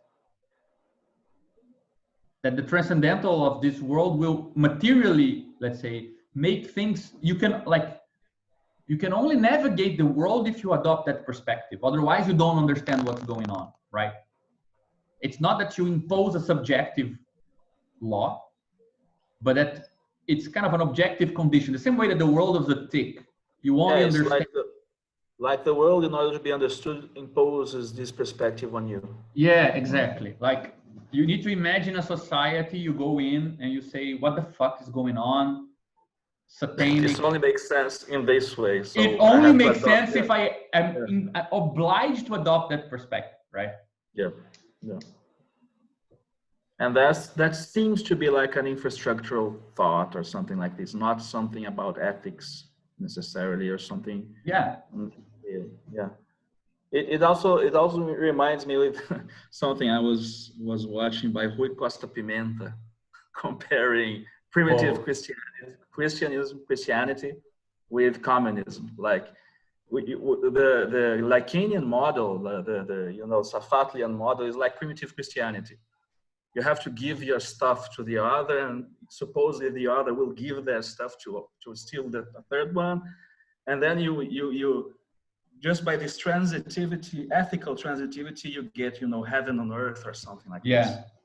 Whereas he's saying, well, I am a revolutionary. I don't believe in giving stuff to other people. I just believe in taking from the bourgeoisie by violence or something, because it is Rui Costa Pimenta. So. Yeah, Rui Costa Pimenta. It's a famous Brazilian hardcore old commie. Yeah, he's very. I mean, I was quite. I mean, addicted at some point at watching his videos, because he's like, there you get a guy that is not ashamed to talk violently about this stuff. So it's kind of refreshing in a certain sense. Yeah. Even if I have some problems with a few of his stuff, but yeah. But I mean, I know this thing was very confusing in many senses, but I think that Karatani really helps with this idea. I mean, I hope that at least from what I said, this much was clear. Like, he really makes capitalism into, let's say, a social formation specific amongst a bunch of other possible. And I mean, there's no reason why a new thing couldn't merge with the previous form. So he gives a sort of, he does, like, if you go back to that schema we had, like with logics of worlds being this thing here, and we have critique of political economy here, right? And a sort of theory of politics here, political organization. I think that, I mean, I'm not sure if it's that consistent a project, but the way that I see it, that I think that his theory of modes A, B, C, and D, plus this sort of spatial construction, right? It gives a sort of feeling where this here concerns D, modes where D is dominant, and then C, A, B are below. And this here concerns where C is above, and A, B, and D, why not, are below.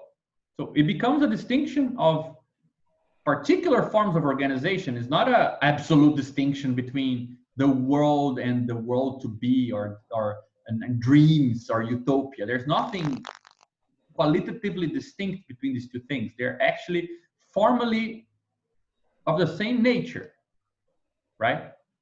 And I think that one thing he doesn't develop very much, but that it's important for this, is that, so it's these four modes, it's this idea of complex social formations, and it's this turn from labor to what he calls intercourse, but I think it's the organizational point of view. Like, because I mean, I didn't go into this, but for example, when he's talking about societies that have their transcendental is mode A at first, it says, well, but you won't understand what's economic about a society where reciprocity is in first, if you won't be able to understand what magic is. Magic is economical, because it's a certain way where a person gives something to nature, and then nature is obliged to give something. Like you create a way to transform nature at the same time that you respect some theory of domination that is appropriate to that world. You couldn't dominate. It's like the theory of the gift, like between, but only not between two people, but between one person and nature. Yeah, something like this. No, but it's so like, it obliged really to is give like you that. a gift back. Yeah. And you can see how perspectivism is implied in this, because for nature to be able to give you a gift back, it needs to be a person. Yeah, of course. It's anthropomorphic. It needs to be anthropomorphized. So it's not that he turned away from labor to talk about exchange in the way that we talk about exchange, like property relations. It's exchange in the sense of metabolism, or in the sense of labor itself as a way to reorganize things in accordance to a plan. Like magic is a certain way, for example, of getting nature to do what you want. It's a theory of domination, right? And his point is that you cannot have a theory of domination that applies to, let's say, nature and human relations that is qualitatively distinct from the theory of domination between humans. In a social formation, the way that humans dominate nature is consistent with the way they dominate each other, right? So the way that when a transcendental changes for example, the empire one with contract, bureaucracy, state form, the way we dominate nature is again commensurate with the way we dominate each other. And you have modern science appearing, a certain idea that you can understand the inner laws of the world in a mechanical way. Hobbes will look at Galileo and say, look, Galileo gives the theory of how to think political bodies, right? So again, you see a consistency in, or the theory of how to organize nature and the theory how to organize people, they remain commensurate, right? And the same would be valid for the transcendental in a capitalist world, and the same would be valid for what comes later. So it's not that he's moving away. I mean, I disagree with, I'm not sure if that's what Dennis was meant, but it's not really an organicist metaphor when we talk about organization. It's actually a way to denaturalize nature. Like there is a exchange going on between people and things and nature, between things and nature. Like your cognitive model for that thing doesn't really care if it's dealing with people, things, or artificial or natural stuff. Like it kind of takes everything together, right? Just this idea of metabolism. That the we word want to remove the connotation to like a biological thing. Yeah, but it's not a bad metaphor. I mean, if we think about it also in Rosen's sense of life, it's not exactly like a vitalist thing either, right? No, it's not a vitalist. Formal systems that don't have a mechanical like causal relationship. Something like that. I think that's the point. Like worlds are closed under efficient causation. Yes. But so I think that these three ideas of like basic modes and social forms being complex compositions where one mode dominates the other, like in a sort of it gives kind of the base note, right, for the others, and which I think we can translate this in Badiou's term in terms of how the power of localizations is organized, right? So social worlds would be in the class of all transcendentals.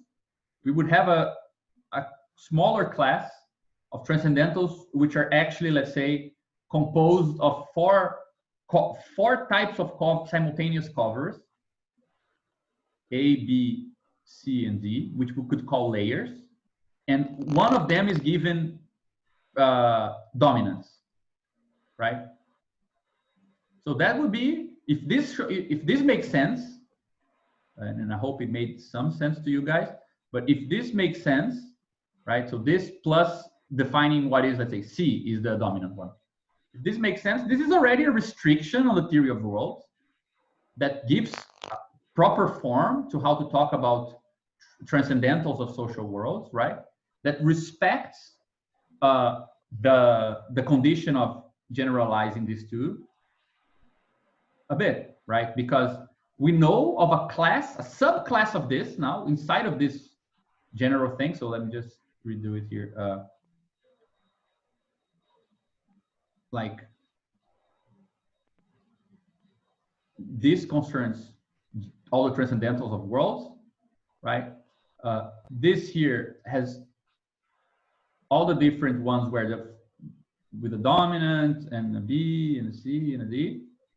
This here is now one where C is dominant, and then you have other networks with A, B, and D being localized on the main power of localization of this world, of the coverings that define the proper resolutions for the intelligibility of these worlds is given by C, right? And we have, let's say, we know the sort of class of possible worlds that we're interested in, the ones where this sort of other mode has precedence over A, B, and C.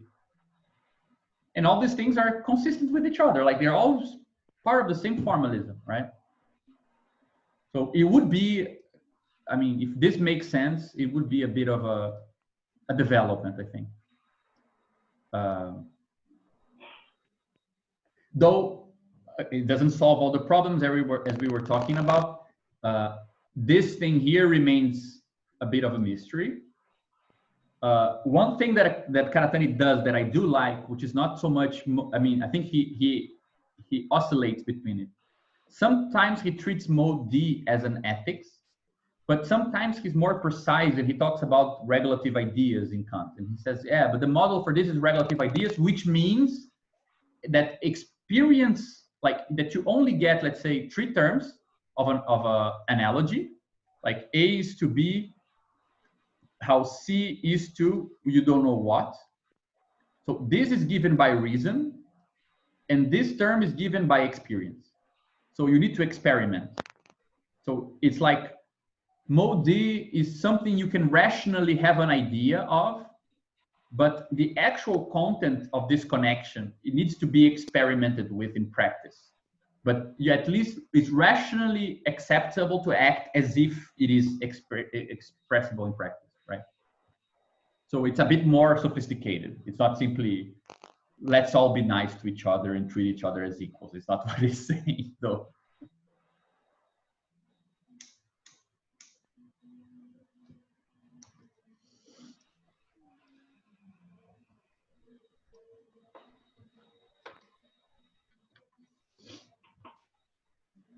Another thing that I mean, on this topic that I like about him is that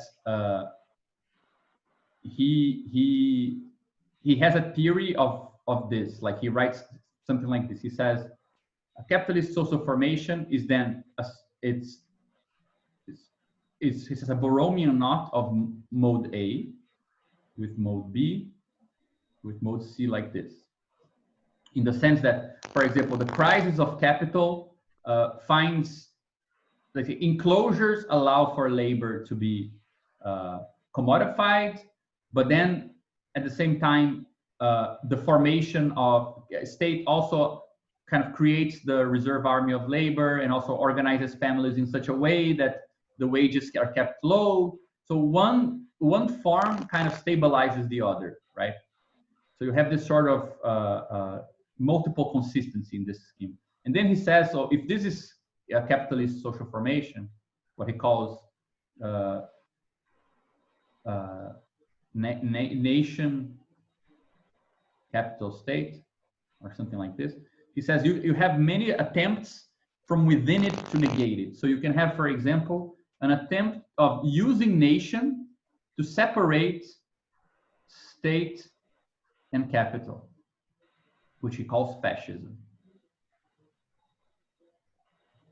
You can have attempt to use the state to separate nation or communities from capital, which is called state socialism or national socialism here, right? And you can have the attempt of using capital to separate communities from the state, which is called liberalism.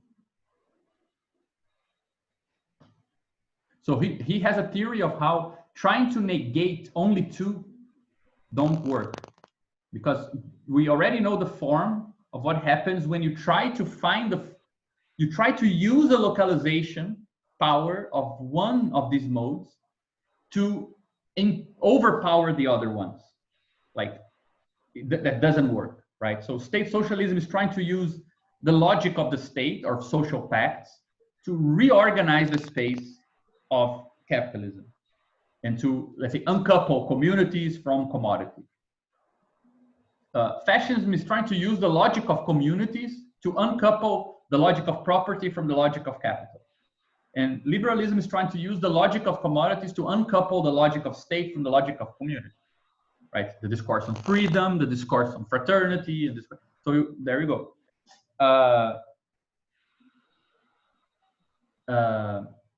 And he says, well, neither of the 3 is possible. So what you would need is something like having A, B, and C like this, and D does like this, right?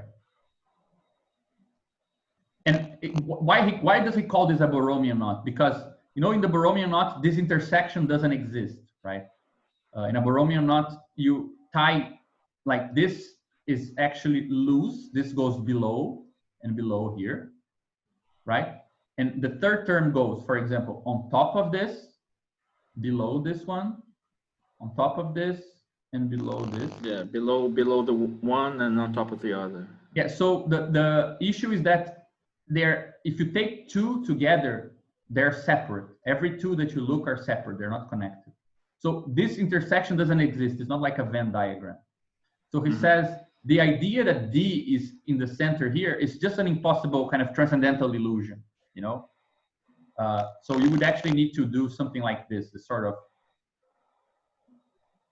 distinction of these things, or it making something depth. I don't think that this is not a nice picture of it, but and it lends itself to the ethical interpretation as well. Yeah, right? Exactly. You have like the ethics with the right ethics, everything will be good because you will be intermediating between A, B, and C with the right ethics. So this is a problem. The thing that Dennis and I spoke a bit about, I think Raquel also, I think in one of our first meetings, is that there is a property, like a more concrete property we can ask of mode D that we couldn't ask of other modes, I think. A property in terms of coverings, to go back to that logical, spatialized logic approach, right? Because let me quickly construct something like, so imagine you have a lot of communities here. So green, I use green for A, right? And you have states that, like these communities are part of one state, these communities are part of another state. And we know that capitalism is, the logic of capital is supposedly a decentered logic, because, for example, it will bind an individual in this community with an individual in this community with another guy in this one, and make something like this. Doesn't really care for the state or the nation, even though the state and nations are helping out, right? They are paving the way for this covering. The thing is that even though capitalism is decentered from the state and decentered from communities, it is centralized. It's centralized on a commodity, right? So actually what happens here, if you were to look at this carefully, is that there is something as a unified form, which does this.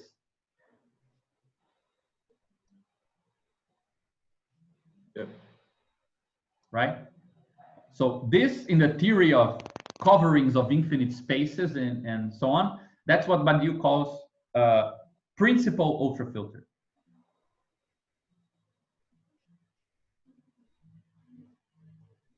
A principal ultrafilter is a way of covering a space of very large parts in such a way that there is at least a singleton that is shared by all of them.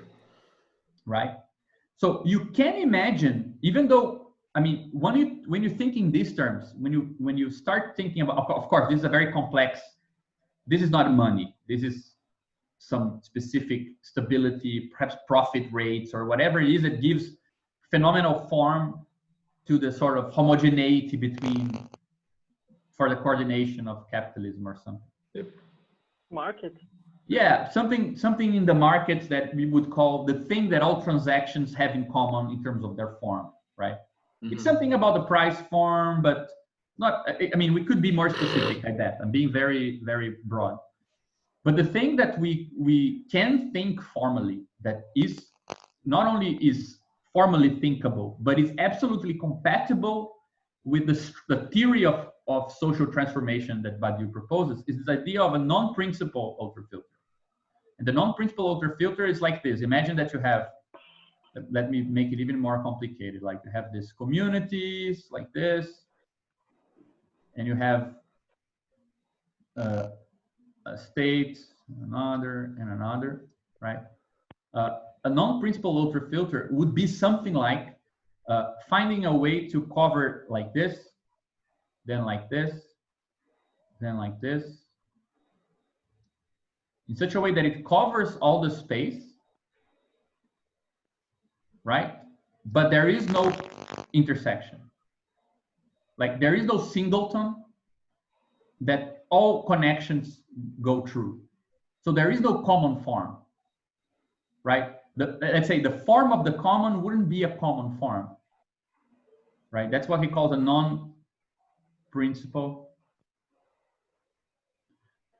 This is kind of, it reminds me a little bit of the anti-Oedipus account of capital in a sense, because it's been repurposed by right accelerationism, this kind of thing, because capital is supposedly this unbinding force. It unbinds communities, it unbinds any social bounds and everything. But at the same time, they say it deterritorializes with one hand, it reterritorializes with the other. So it looks a bit with what we are saying about the principal ultrafilter in a sense, because it is deterritorializing in one side and reterritorializing as price, value, commodity form, whatever. And you have all this ultrafilter always passing through this ultrafilter. So the task to unbind completely, it seems to be in this account like something like not having the reterritorializing force in the Deleuze-Guattarian parlance, in a sense. So because like in capitalism, it's like this, right? I exchange something with B in the form X, then B exchanges something with C in the form X as well. Yeah. This is what guarantees me that the thing that I did, which was this transaction, actually will lead somebody then to have the form X to exchange with me. Yeah. Right. So this is kind of there is a homogenizing form, which is a condition for its decentralizing power. What we're talking about is something like this, like A exchanges B under form X1. B exchanges with C under form X2. It's not the same form. C exchanges with D in form X3, and then X4. And this is not the same as this, it's not the same as this, not the same as this. But some conditions are met so that these things can correlate in some form, right? Yeah, this is the big issue, right? The conditions, because as it was put right now, it seems like we're just going back to a certain ideal of, singularity, singular phenomenological form, like, the Adornian critique of something like this, But you see, like, this is a genius. We shouldn't be replacing, a sensible singularity with abstract equivalences, something like this. And I'm all for abstract equivalence in a sense, Yeah, but this is abstract, sense. Right? This was an abstract form. But my point is the following. Look how nicely this connects. This little stupid graph connects the political and the economical, because the fact that you're allowed to exchange based on a form that is produced by the exchange, right? I'm allowed to participate in the form that defines the production. This is, let's say, the political side. But that I need my exception, it's political because it's exceptional, right? But that I need to have the tools to make it commensurate with this person exchanging with X2, with C, which is also exceptional. This is what gives this exceptionality some common form, right? So the coordination problem would be a problem of how to bind the common with the exceptional, right? So the outer, like, if you take this as a triangle, you can talk about, for example, I don't know, some party decides to do some work somewhere, to organize something, to help with a certain process that is going on somewhere. This is done under some idea, right? It gives value to that, it helps them distinguish what is valuable and what is not as valuable in what they're doing. But they are not certain that they will be able to live because they themselves will be taken in the participation of something which is from a different criteria, will benefit them as well. So you need to have a sort of way of coordinating this stuff, right? Mhm. So Gabriel, do you think we can say that an X form that will not be the form of value could be the opposite from ethics that we're searching? Yeah, that's I think I like what Dennis said about like sort of objective. Kind of imagine this is more objective than like ethical in the sense that ethics requires that you are already constituted as a subject and then you act.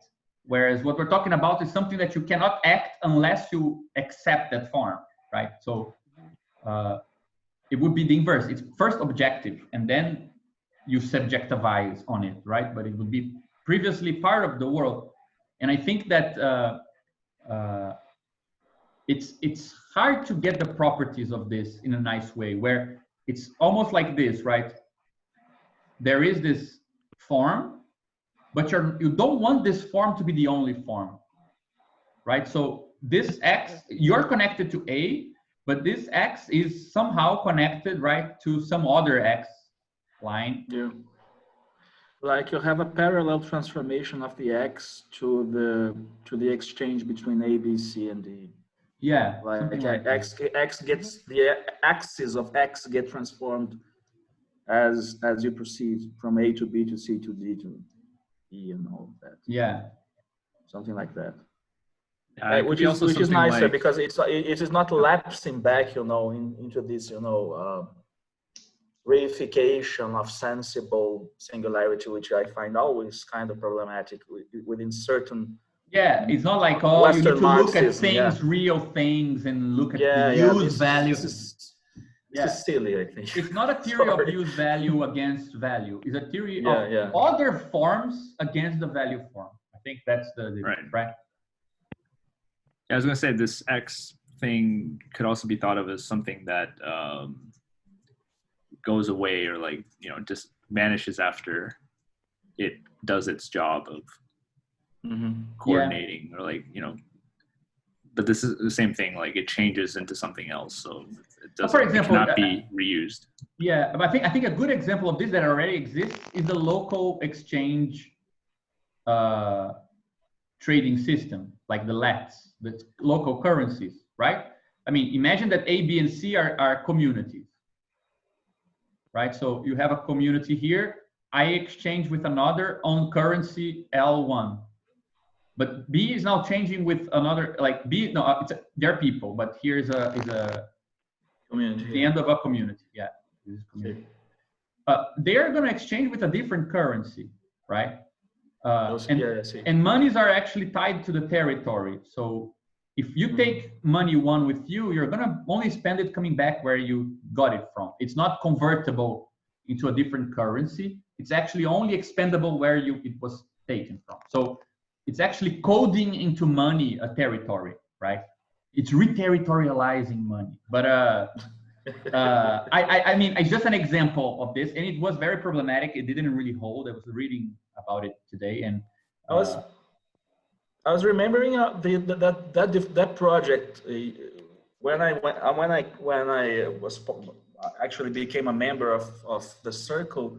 There was this project of a cryptocurrency of the Circle, in a sense, that was going to be, which value was going to be derived from the amount of free time of each member that was doing the transaction. So the value was not absolute, not equivalent always. It was a kind of there was a value that would be assigned a different value by report with the outside money, so to speak. Yeah, we were trying something like this.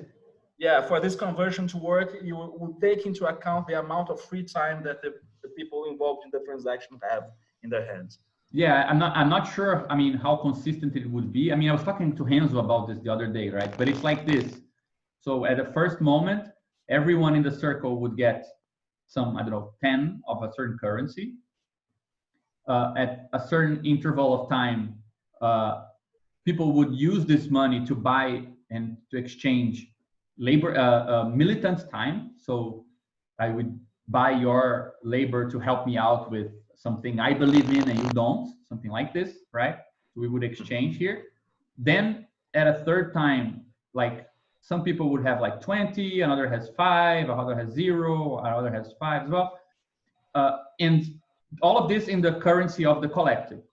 So at this point, you're allowed to convert it to get some of the money we have collected from this period here through our activities, right? And the idea is that the currency is actually converted according to an index I. So let's say this person here has 5 and this person B has 5. So A has 5 and B has 5.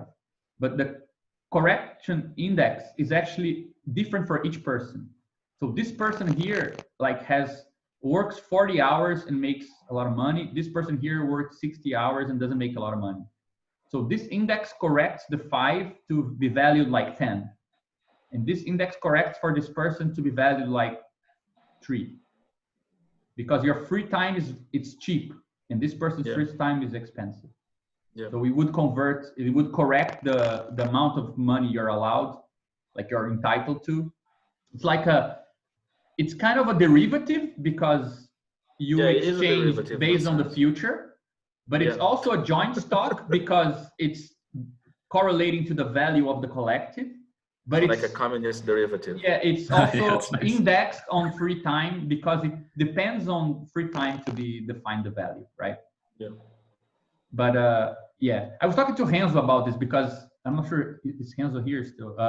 Yeah, I'm here. Man, Dennis, you need to see it. Like I was meeting Renzo and he was like, yeah, I saw this meeting you guys were talking about this web platform for the circle. And he like developed a bunch of ideas on top of it. Really cool. Which is another idea that I think also has this sort of same principle, right? The idea that you organize something here and you organize something here and the rules for this and the rules for this are different, but you want to have a sort of space that allows you to kind of see both organizations, kind of negotiate how to exchange something between them and things like that. Yeah, the general form seems to be like both in the local currencies and this organizational platform that you have like some model that's complex enough to like has enough parameters to like extract local information of a community or like an institution or like something that it learns information about like how locally something works, and it's still commensurable with other non-local like communities, right? You have like this general form that can fill in parameters and still become commensurable. Yeah, I think that's the big difference, right? Because for example, you could have an organization here and another here, and like you input into this platform a sort of set of rules that defines your structure, right? And these guys, so these are rules 1. These guys input rules that are different rules that function for their collective. So they value different things than you value. It's not the same. But this space is, let's say, plastic enough that even though all these singular rules are coded into this kind of subspaces, you still have, let's say, richness enough to talk about, okay, what sort of connections are still possible based on this, right? Respecting this.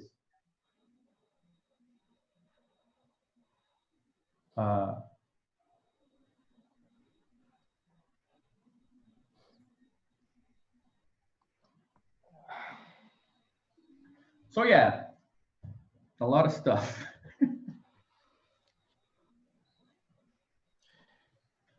Yeah, I should probably get going because I have still to finish that presentation for tomorrow for the news center. No, yeah, guys, I know this was ridiculously like long. almost 4 hours now. Yeah, we covered the whole history of Western civilization and part of Eastern, so I think we should be proud. It was great, Gabriel. I'm glad that was you guys really great. Do you want to talk like 5 minutes after this about our class for tomorrow? Just to Sure. for 5 minutes. Okay. Let me just end the recording.